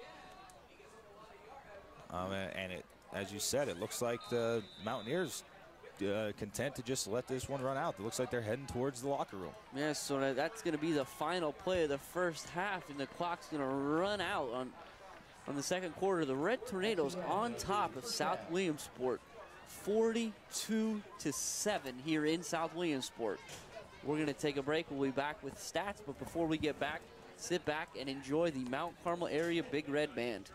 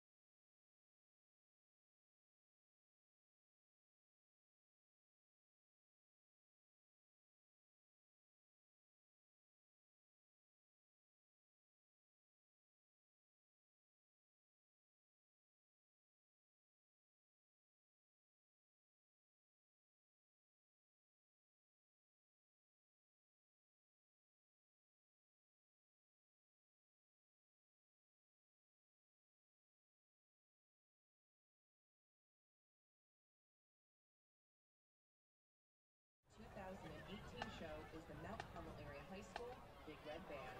This year's show will open with a custom arrangement of the Latin jazz classic Granada Smoothie. Next, the show continues with a medley of songs from Carlos Santana, including Smooth and Oye Como Va, which will feature Samantha Dara on baritone. The show will then close with Earth, Wind & Fire's hit September. The band is led on the field by drum major Ainsley Fegley. Color guard captains are Marissa Matakaitis and Angel Strohmeyer-Schatz. This year's staff includes Bernard Steller, director; Erica Nestico, assistant director; Bernie Nestico, drum instructor; John Jacoby, assistant to the band director; Kelly Lucas, music and marching instructor; Jennifer Haas, color guard instructor; Tiffany Ashbaugh, assistant color guard instructor; Chris Steller, music and marching instructor. We would like to thank Carl Derrick, Sharon Steyer, Nicole Roscoe, the MCA School Board, administration, and especially the MCA band parents for their continued invaluable support. The band would like to recognize the late Paul Proximicha, legendary MCA Mounties director, who wrote the brass and woodwind arrangements for our show.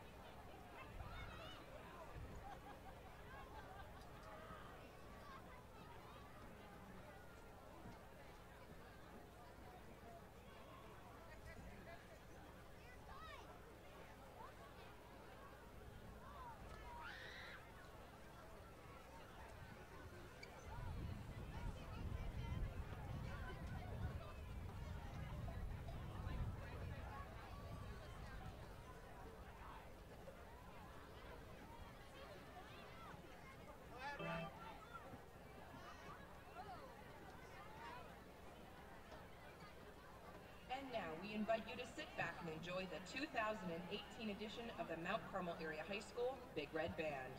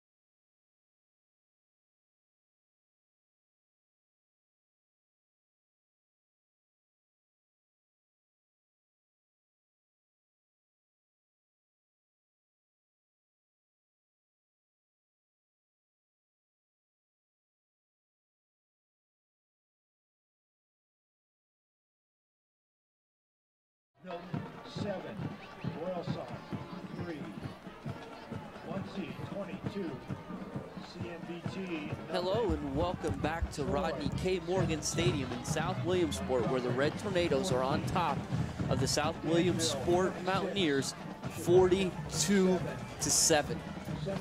Dan, we thought this was going to be a very tightly contested matchup based on a lot of different factors, and thus far the Red Tornadoes have pretty much done exactly what they wanted on the offensive side of the ball. You have any numbers for us to kind of back that up? Yeah, I would say these numbers definitely back that up. Mount Carmel, 14 rushes, 242 yards, 4 passes, or 4 completions and 6 attempts for Reisinger, 100 yards, 10 first downs, and obviously 42 points, a defensive touchdown helping that 42 points out. And then for the Mountaineers, 22 carries for 46 yards, 5 of 12 through the air for 37 yards. Just want to highlight 2 humongous individual performances for the Red Tornadoes. Other than Reisinger with his 100-yard passing day already, we have Ayers, 6 carries for 156 yards. Whew. And Widener, 5 carries for 69 yards. Those guys, the 2 feature backs in this lineup, making their presence known tonight. My goodness. So on the offensive side of the ball for the Red Tornadoes in the first half, 35 points, 342 yards. That is a terrific game output for many offenses, but it's over the last 3 weeks in particular, it's become almost the norm for this Red Tornado offense. Yeah, and as you said, in the last 2 weeks, the starters have come back out, played 1 or 2 series here in the second half, and got on the sideline, but they were continuing to put these kind of numbers up. It's unbelievable. And on the defensive side, again, judging by the last 2 weeks, the Red Tornadoes are really slacking tonight, giving up around 60 yards thus far. That's about 60 more than their average. So, and I don't know if you remember, last week Hughesville ended the game with, I believe it was negative 16 yards of total offense. It was somewhere around there. We'd have to check that with Jose, but it was pretty close to that. Yeah, so of course we're just kind of having a little bit of fun with it here, but the Red Tornadoes, again, in the midst of another dominant performance, well on their way to the 5th win of the season. They have to get through the next 24 minutes, but they will have the aid of a running clock. Yes, and that definitely makes for a quick second half. And as long as they can maintain this 35-point lead, that will continue. And as you said, the Mountaineers struggled in the first half to stop this offense, and we're going to put that offense back out there first drive of the second half. So we'll see if Mount Carmel continues to have the success. Yeah, looking forward to a little bit quicker half here in the second half of the running clock. The first half marred by a lot of penalties, some a bit questionable at times, but nevertheless, a lot of credit to the Red Tornado players and certainly the sideline. They found a way to persevere and put together what was a really complete half of football. Yeah, I would say so. That was probably one of the most complete first halves that this team has had all season through 7 games, and that's as we said, that's pretty impressive. They put up 35 in the first half last week, 28 in the first half against Mifflinburg. So saying that this is the most complete first half is kind of it's very impressive. Absolutely. But I believe it really was. So both teams are out on the field. They're ready to go. It seems like there's a little conversation on the sideline with some media. We're trying to get the clock reset. It is just now stopped at 13.9 seconds. It's been reset to 12 minutes. And they're going to give the ball to number 15, Brian Yoaz, who will be kicking deep to number 28, Widener, and number 1, Kricki. Yeah, Jim, I believe some of these conversations between the referees and the sidelines that's slowing the game down, I believe this game's being aired on a TV station somewhere, and those are the TV timeouts we're waiting for. Well, you can watch it as well as on Wednesday night in Service Electric Cablevision.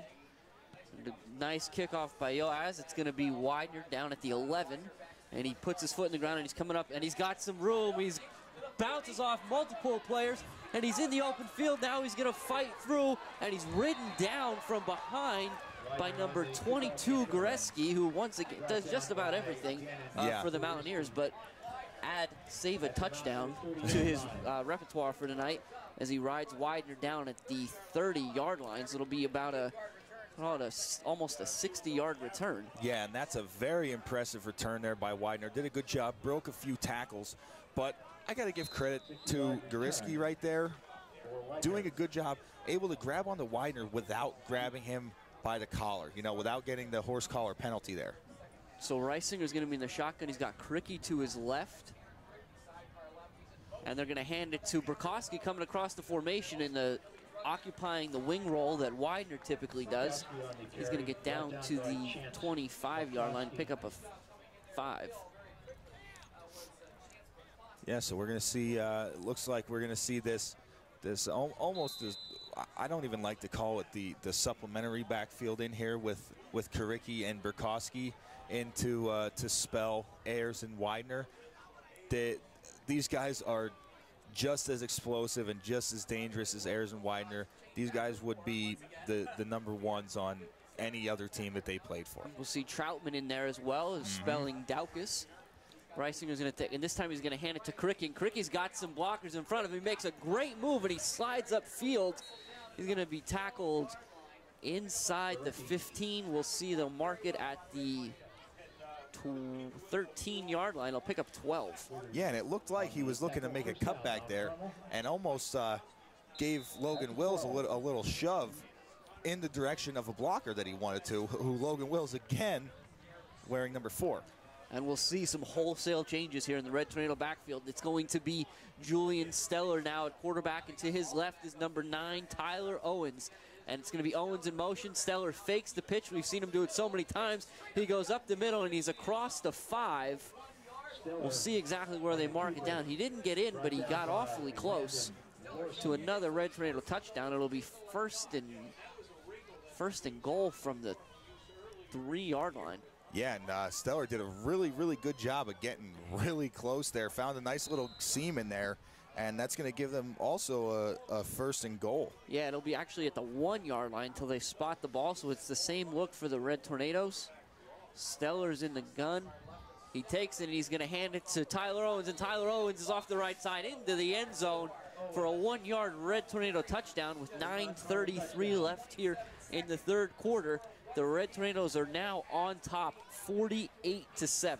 Yeah, and Tyler Owens basically walked into the end zone there. Very good blocks there by number 54, Mike Mikowski, and number 2, Jacob Reese, kind of leading up through that hole. And like I said, giving Owens the ability to just basically walk into the end zone.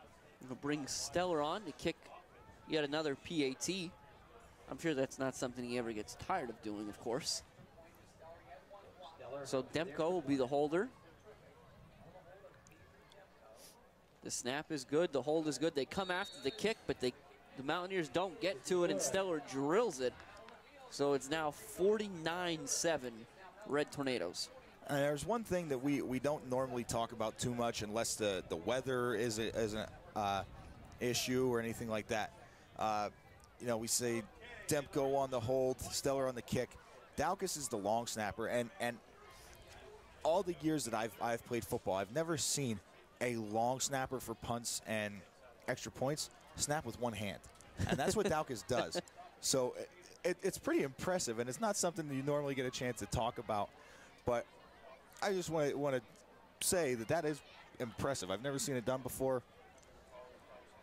Another thing is that we've noticed, Dan, over the last few weeks, as the Red Tornadoes have been in the fortunate position of letting some of their ones take a lot of the second half off, is that you have guys like Tyler Owens and Julian Steller specifically who are climbing up the season leader, or up the season rushing list. Yeah, they are. For MCA. We were talking about it early on. The Red Tornadoes' 3 leading rushers being Ayers, Widener, and Kricky, but Tyler Owens was coming up there pretty quick, and I'm sure he'll close some of that gap tonight, at least on Kricky. Certainly not on Ayers' 156-yard night. Yeah, and that's got to get Ayers continue climbing that list. It's got to get him close to 1,000 yards for the season now, too. Take a look at that. The Chapman's kick bounces at about the 12. It's picked up by number 3, Grant Bachman, the 5'9" freshman, wide receiver, defensive back. So certainly one of the many skill players Williamsport has, South Williamsport that is. And he got it out to the 20-yard line where South Williamsport will start. Yeah, and we'll see. I'm sure we're still going to see the same staff here for South Williamsport, maybe trying to put some points back on the board. Actually, it looks like Coach is trying to get some substitutions going here, try and get things figured out to see if we can get another team out there on the field. Yeah, so there's going to be a timeout. That'll be a South Williamsport timeout. That was a little confusing for a second to not see the clock running. Right, yeah. But Dan, you'd mentioned about John Ayers and climbing towards 1,000 yards. So a couple thoughts there. Number one, we have Ayers coming in right around just a shade under 800 yards on the season. So he's going to be close. He's going to be about 948, 950, give or take a yard. So certainly with 2 weeks to go, seems poised to eclipse the 1,000-yard mark yet again. On the other side of the ball, South Williamsport, Gannon Goreski, he came in at 997 yards, and I think it's probably fair to say that he picked up those 3 yards to eclipse that mark. However, he didn't do it by a whole lot. Yeah, definitely had coming in at 997 yards, probably had a ton of success up to this point in the season. Not a whole lot of success on the ground today, but I'm assuming he did get those 3 yards. So we'll try to get a look and see exactly what the South Williamsport offense is going to look like. Number 6 is going to be the quarterback. Now that's Landon Lorson, and he's going to pitch that out to, it looked like, number 28, it looked like Lusk. 28, Lane Lusk. Yep, but he's going to be drugged down in the backfield for a loss of 5. Yeah, good job by the Red Tornado defense to string that one out and then get him in the backfield. You got a lot of white jerseys, clean jerseys out there for the Red Tornado, so we'll try to call them out best we can. I see 32, Dylan Pupo. Number 6, Austin Garankowski. Tyler Owens is out there on defense as well. Number 3, Tom Davitt. Number 2, Jacob Reese. And certainly more. We'll get to them as soon as we can.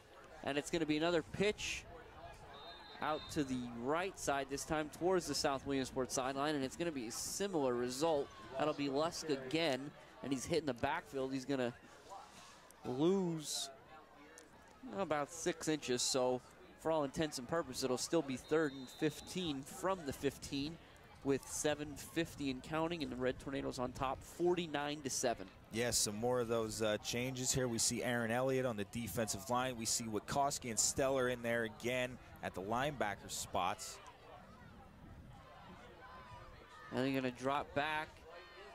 And Lorson rolls to his right and makes a nice throw. It's going to be caught by 43, Clayton Swartout. He picks up some yardage, but nowhere near the first down. It'll be about a gain of 3. So on 4th and 12, they're going to send out number 7, Ryan Rishkoff, to punt. And that was a very nice catch there by Swartout. It looked like that was like an outfielder making a sliding catch on a fly ball. The Red Tornadoes will have Pupo and Owens back deep. Going to get another timeout for South Williamsport. And Dan, we've talked about this throughout the season. A lot of times when you start making these kind of substitutions where it gets really complicated are special teams.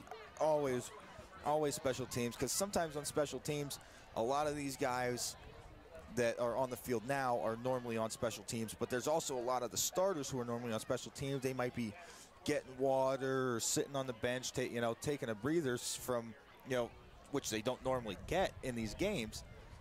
And then, oh no, it's 4th down. Where's my personal protector? Where's my punter? All that stuff. Yeah, we've talked about it a few times this season. The Red Tornadoes, as we've seen a lot of teams in the area, certainly in northeastern Pennsylvania here, that are struggling a little bit with depth. They just don't have the numbers. It's not a lack of talent or effort. It's just sheer numbers. So for the Red Tornadoes to be in week 8 here and have the opportunity for the last 3 weeks to have sat a lot of your starters for the majority of the second half is a huge luxury as the Red Tornadoes look to make a deep run into district playoffs. Yeah, and I think they're pretty poised to do that. So it's a tough snap, and it's almost blocked by Daukus, and it's going to take a terrific roll, really. And ultimately, when the play is blown dead, the Red Tornadoes are going to start their drive at the 34-yard line, which at the South Williamsport 34-yard line, which doesn't sound that great, but the punt itself bounced inside the 20 and took a terrific bounce. Again, Rishoff was under a lot of pressure from 29 Damon Daukus. Yeah, it definitely took a Mountaineer roll, and as you said, not really a huge plus for the Mountaineers, but it could be worse. So the Red Tornadoes will now see number 21, Reed Witkowski, out there as well. He's going to be in the fullback role.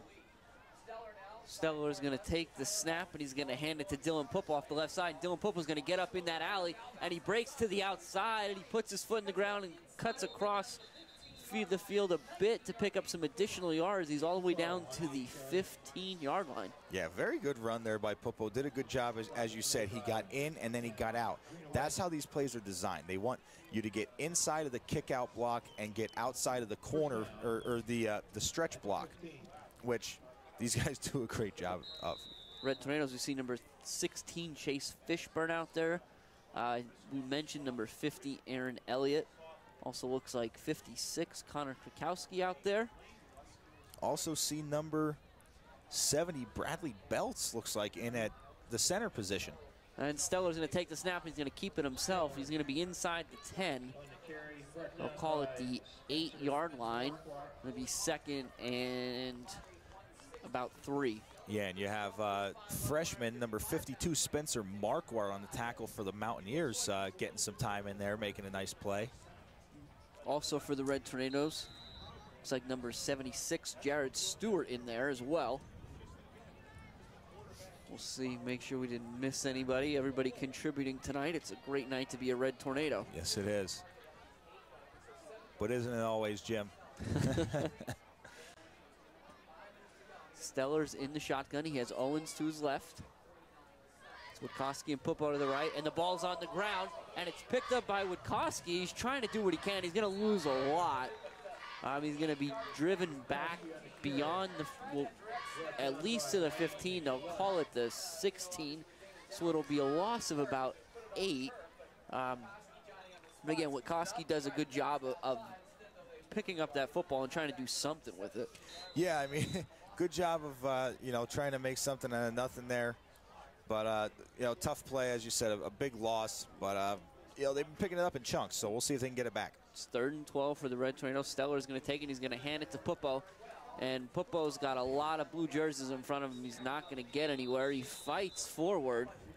He'll get to about the 16, so it'll be 4th and 11 for the Red Tornadoes with 4 minutes remaining here in the 3rd quarter. And they're holding a commanding 49-7 lead. Yeah, it looked like he was chased down on that play when he went to make his cutback. Chased down from the backside by Rishoff, doing a good job coming from that outside linebacker spot. 4th and 11, the Red Tornadoes are going to go for it, mainly because what choice do you have in this situation? We'll see what they dial up. It's the same formation that we've seen from them all night. Steller's going to take it, and he's going to hand it to Owens, and Owens is up inside, and he's going to be very close to the first down. He's fighting forward. He's very close to the 5. We'll see if he gets the first down. Looks like he's going to be marked just short of that, Jim. Yep, they're going to call short. And it'll be 1st and 10. South Williamsport from their own 5-yard line. Now, Jim, I was curious to see what Coach Dara would do in that situation. I thought, maybe that would have been a good position to test out Steller's legs, see if he can hit a field goal from there. But why not let these guys just play offense? You know what I mean? Keep pounding the offensive team there, and still give the special teams a little break. They've been doing a lot tonight. Yeah, and I think some of it is a little bit of sportsmanship from the Red Tornado sideline. You have to run a play, right? We talk about this all the time. Mm-hmm. It's the 3rd quarter. You have to do something, so that they go with what they've gone with all night. Lawson's going to take the snap, and he's going to hand it to the up back. And the up back has nowhere to go. That'll be, take a look. It's going to be 23. Check, not 23. Check that. It's 28. 28, 43. Sorry, that's what it was. 43. Swart out. We've said his name a couple times, doing a nice job tonight. We also see number 18, Ben Stutzel. Stutzel is heading in there for the Warriors as well. For the Mountaineers, that is. And we'll also see now Michael Reed, number 45 for the Red Tornadoes, in a safety spot. And Larson's going to go straight back. He's going to throw it out there, and it's a great play by Dylan Pupo. It was locked up in one-on-one coverage of Grant Bachman, and it was a nice run. It was a nice route run by Bachman. It was a really nice ball thrown by Larson.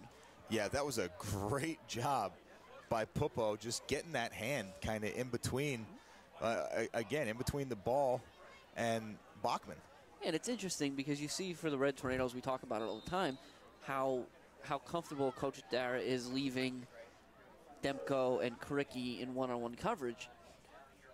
But it looks like at this point, Mount Carmel, in addition to really tough, strong, tough running backs, they're also breeding cover corners. Oh, 100%. And these guys are left on islands no matter from top to bottom of the depth chart. And on 3rd and 9, it's both Owens and Pupo, and they're going to go after Owens. And Owens is in great coverage on the far side of the field. Locked up on Bachman again, and it's another incomplete pass. Yeah, Owens did a very good job. It looked like that ball was almost even placed even better than the previous ball thrown, which I didn't think was possible, but placed a little bit better. Owens not able to get a hand on it, but able to get his hand kind of in the face of the receiver there and force that incompletion.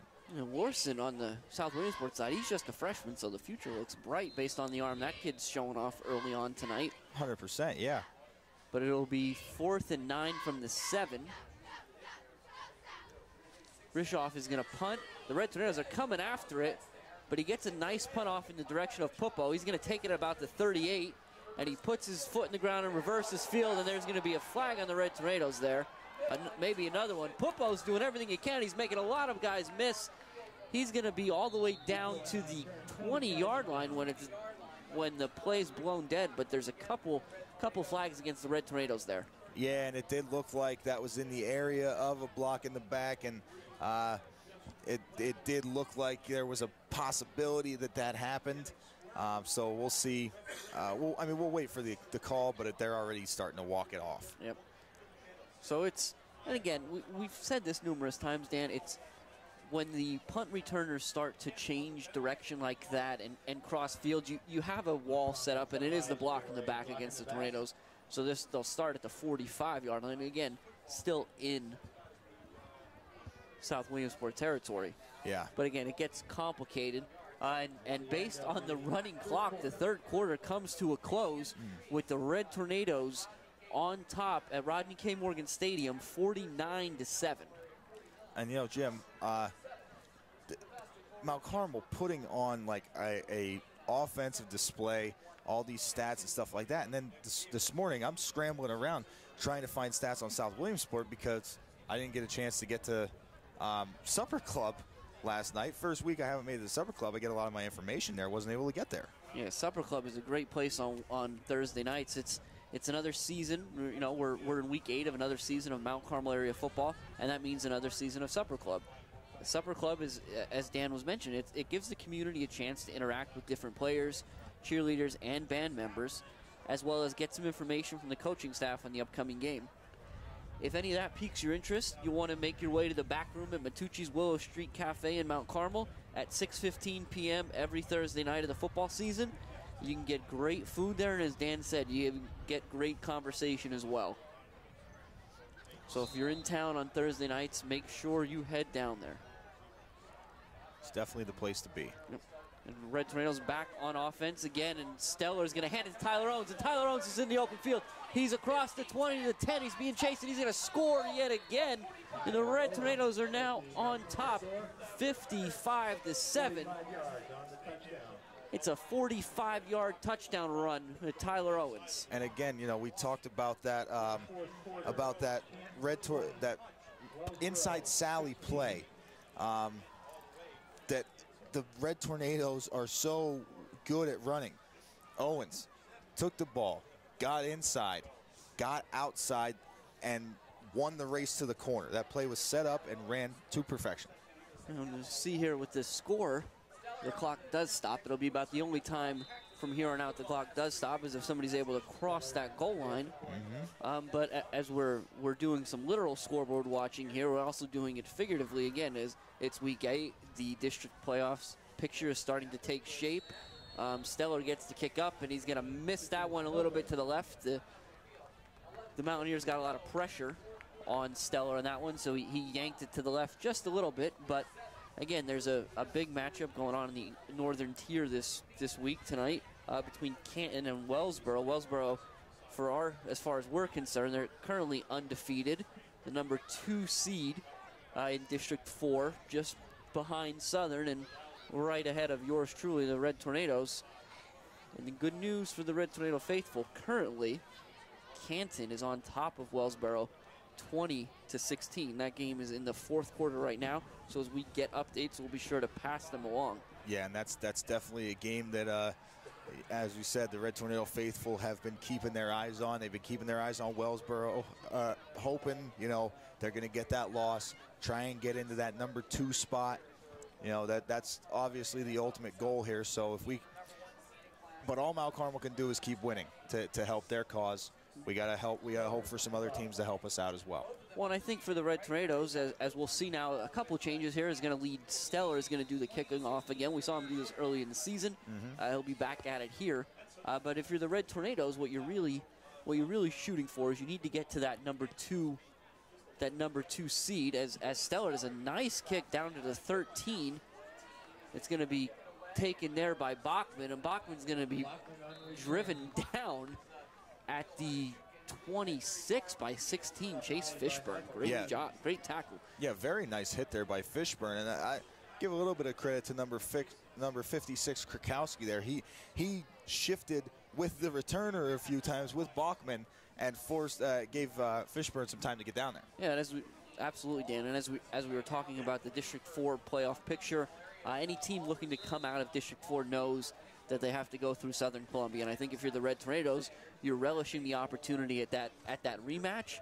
But if you have it your way, it's going to be the district championship game. Yep, definitely. If you got to play them, you want to play them for all the marbles. Make it the biggest game of the year, so you come out ready to play. And on the field here, Larson's going to turn around. He's going to hand that to 28. That's 28 Lane Lusk.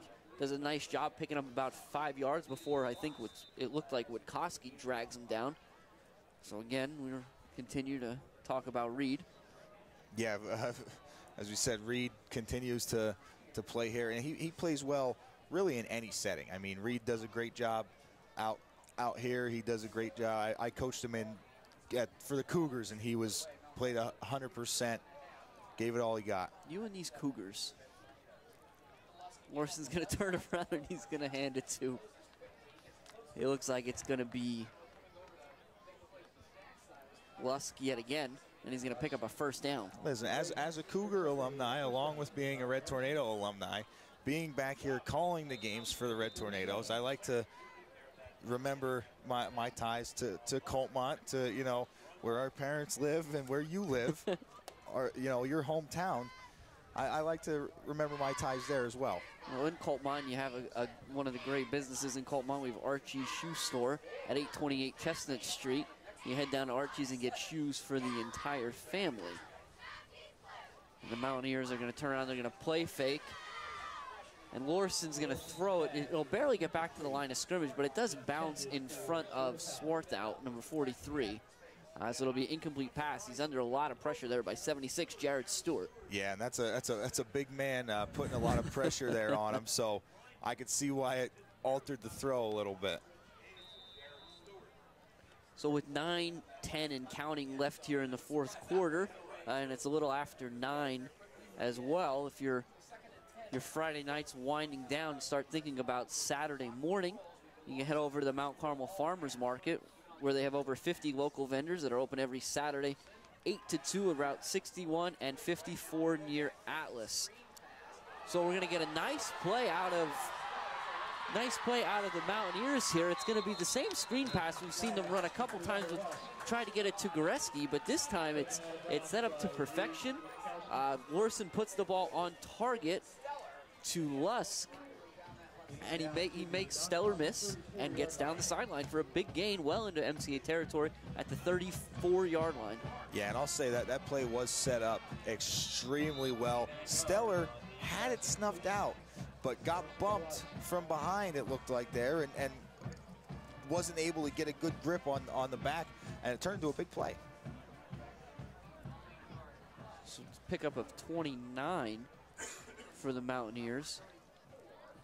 Lorson's going to turn on. He's going to hand it to Lusk this time, and Lusk is really working out there. He'll get down into the 30 before he's driven out. Does a great job. Good work. Yeah, that was a really good job there defensively to ride him down. I mean, it was still got a short gain out of it, but we see some more substitutions here. Looks like we got number 57 in there. Wait a minute. At a corner position. What's he doing in there? That is not Logan Wills. So that's what I'm trying to figure out here, Jim. We got a number, maybe we'll have to see who we're not seeing on the field right now. Right. Well, he's going to be locked up in coverage out there, and he does a nice job, but that's a great throw by Lorson to Bachman. Yes, it was. And going to pick up a first down here. Yeah, so as I'm saying, another, like you said, another great job there by Lorson getting the ball out to Bachman, but still trying to figure out who's number 57. I'm thinking maybe there was a jersey that got ripped or something along those lines, and that was because Wills wears both jerseys, that could be the only jersey that they had extra. We're going to try to play a game of who's not here. I think I see Wills over there for sure. So Lorson, while we're figuring that out, is going to pitch it to Lusk, and Lusk is trying to get to the corner, but Wikoski is going to beat him there and sling him down. And Wikoski is all over the field tonight. He's just been everywhere, really. Special teams, offense, defense. He does it all. Coach Dara is actually calling in the defensive plays to the mysterious number 57. So we saw him get some information from Coach. And do we see running back in? I'm looking for Pupo. Do you see Pupo anywhere? I do see Pupo. Okay. He's over in coverage. You know, I'm thinking, well, hey, and as Lusk gets free somehow. And we talked about it before. I got to tell you, Lusk is another freshman, so things are looking up for South Williamsport. They're certainly in a position to still make some noise in District 4 this year. As tonight, as we are 5.5 minutes away from a Mount Carmel victory to the tune of 55-7 right now. The South Williamsport will certainly make noise in District 4 playoffs this year, but between Lorson and Lusk, they look like they're well set up to have success in the future as well. I agree with you, Jim, but I'm thinking this number 57, I do not see number 7, Austin Odorizzi, on the field. We're going to hand off to Lusk. We'll keep monitoring this one. He's getting pretty close down there. He's about the 3-yard line, so you're thinking it's Odorizzi. Yeah, because I know Odorizzi, I just checked the stat sheet here. I was kind of just looking through all the defensive backs, everybody that plays corner, and I saw Odorizzi, and I do not see the number 7 on the field, and I'm not able to see it on the sideline. So I'm curious if they had a jersey issue and switched into that 57. But like you said, we'll have to continue to monitor it. And if we can't find out, we might have to find out after the game. So this time, Lorson's going to hand it to the up back. Going to be 43 Swarthout. And I don't think he's going to get in. They'll call him down at about the half-yard line. Yeah, and that looked extremely close. But the Red Tornado defense, give these guys credit. Being stout up the middle, that's a tough task to do there down in playing defense from your own end zone. Yeah, it'll be 3rd and goal from inside the 1, and I think if you're the South Williamsport sideline, given everything that's transpired, you got to give it to Lusk. Yeah, I think so. I mean, he's been your horse this whole He's drive. going to be behind Swarthout, and actually it's going to be Lorson. He's going to keep it himself, and he's in.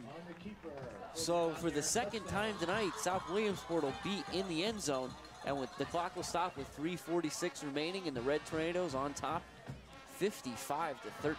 Yeah, and that's a great job by Lorson to just kind of get on the back of one of his blockers and really push forward and get into the end zone. But as you said, a lot of the credit on that drive goes to Lusk. You got to give him his due. He moved that ball down the field.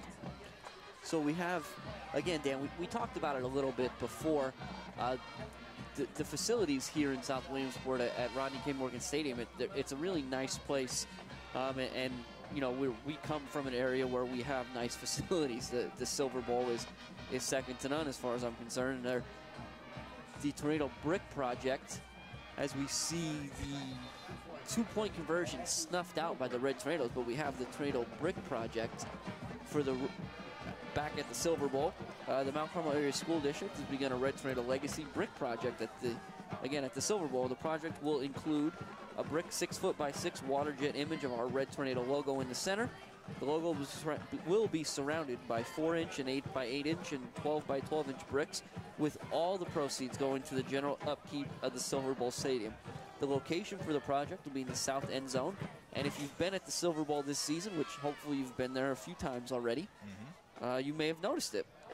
So the project's goal is to create a new tradition at the Silver Bowl, right there at the Brick Project site. If you want more information on that, for more information about the Red Tornado Legacy Brick Project, please contact the MCA Junior Senior High School Principal Office, the Athletic Office, or the District Office at 570-339-1500, or you can reach out to our good friend and colleague Jose Gonzalo at rxmanjag@gmail.com. You can also print your own order forms at www.mca.k12.pa.us and send in that check to the Mount Carmel Area School District. And Jim, as Mount Carmel prepares to receive the kickoff here after stopping the two-point conversion, Michael Reed with a nice tackle on Lusk. Just got another update here. Now 2 minutes remaining in the fourth quarter of the Canton-Wellsboro game. Canton has scored another touchdown and is on top 26-16 now. So that is, again, we're going to monitor those last 2 minutes, but it is looking like Wellsboro may no longer be undefeated after this game. Yoas is going to kick it deep. It'll taken by Pupo at around the 20. He's going to be dragged down at the 40. He tried to employ that stiff arm, but number 3 Bachman chose to drag him down by it. Yeah, did a good job because looked like actually Pupo had, because of Bachman grabbing his arm while giving the stiff arm, Pupo almost grabbed onto and pulled Bachman down with him. But as you said, good job by Bachman to kind of hang in there and make the tackle. Yeah, and one of the nice things about one of the few benefits, I guess, of having such a long road trip to get here, as the Red Tornadoes come back on offense, is that even in a game of this kind of this magnitude, where the Red Tornadoes are on top by a lot here with just a little bit of time to go, the sideline and the bleachers are still very much full. Folks are getting their money's worth tonight, as we see Pupo doing a great job there, carrying multiple Mountaineer defenders across the 50-yard line. So he'll pick up about 9. And as Pupo on the big carry there, very nice run. Give him a little break, give him a little breather. Looks like Michael Reed in there at the tailback position, and Wikoski and Davitt there. And I'll hand it to Wikoski this time. And he's going to pick up a first down and more. He'll be close to the 40-yard line. But even still, as we're at 2:15 and counting here left in this one, the Red Tornado Big Red Band continues to belt out all their hits, everything that we've come to know and love. They continue to do a great job out there. They have a brilliant halftime show, and they're sitting out there in the cold just as much as the players are. So a lot of credit to them, and certainly the TV studio staff here. We have cameras all over bringing you these great shots. Now you're getting a nice shot of Reed carrying more Mountaineers forward across the 35 to continue this Red Tornado drive. Yeah, and you also can't forget, Jim, about those cheerleaders that get out here to every game, along with the band and the players. Those are really the TV studio, the band, the players, and the cheerleaders. Those, if you go to a Mount Carmel Red Tornado football game, you know they're going to be there. It's always been a great tradition, Mount Carmel football. It'll continue to be so. And the Red Tornado faithful and alumni all across the country are riding high tonight as we come to a minute left in this one. And the Red Tornadoes wrapping up a very impressive 55-13 dismantling of the South Williamsport Mountaineers. And you said it properly, Jim. This is an extremely impressive game for the Red Tornadoes. Almost felt like a statement game. You know, you come out against a team, everyone's saying, you know, South Williamsport's going to be tough, which I mean, up to this point in the season, they've played super tough. And you know, you come in, you kind of get going a little bit slow, you put a score up early, but a lot of penalties on defense, and overcoming all of that, the long ride, the penalties, to get a big win, that's huge for the Mount Carmel confidence and for you know, playoff implications as well. And as the clock's running out now, it's under 10 seconds. The Red Tornadoes are going to snap it one more time. They're going to hand it to Witkowski off the left side. He's going to be dragged down by Swarthout. But that's going to do it here as the clock strikes 0. And the Red Tornadoes are going to start the long road home to Mount Carmel in a great mood, as they're going to walk out of this stadium tonight, Dan, with a 55-13 victory. And again, pending the outcome of the Canton-Wellsboro game, ever closer to that #2 seed in District 4 Class AA. Yeah, definitely will be climbing if Canton can close that game out. But as you said, Mount Carmel heading home in a very good mood, and these rides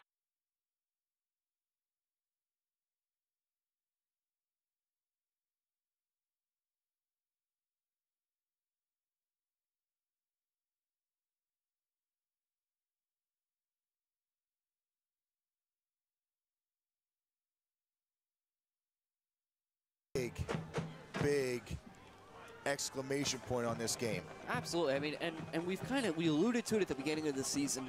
It was a really tough stretch for Mount Carmel to get started. He had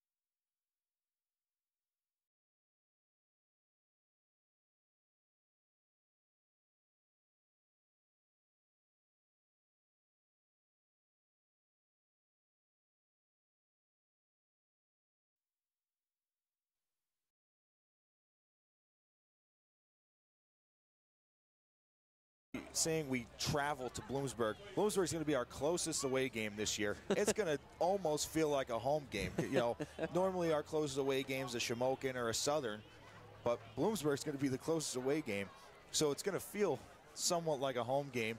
And you know, it's almost an away game for the Panthers as well. I mean, they've played at the college all season so far, but still, it takes some getting used to. I'm sure it's a bigger stadium. It's a college stadium. So it's going to be a great venue for another great game. And I'd really like to see Mount Carmel come out and play with the intensity and the heart they played with tonight. Yeah, I agree. And I think it's a cool opportunity for a lot of these kids in that this season alone, as you said, you have 5 away games throughout the season. So you get to play here. This is a beautiful facility, like we've talked about it time and time again. You got to play at Christy Mathewson Stadium on the campus of Bucknell University, and now you get to go and play on the campus of Bloomsburg University. And as a proud Bloom U alumni, I'm happy to go and watch my high school play at my college. So we're going to sign off here. Again, it's a long ride home for all of us. Hopefully you enjoyed tonight's broadcast, and please be sure to watch us on Wednesday nights. This Wednesday, again, get out to Supper Club on Thursday, and then take a drive across the river to Bloomsburg on Friday the 19th.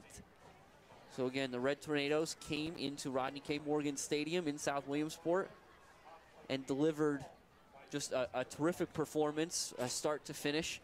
They're going to walk out of here 55-13 victors, proud owners of a now 6-2 record. Yeah, very good record. So for WKMCTV, I'm Jim Lesko. Alongside me is Dan Lesko.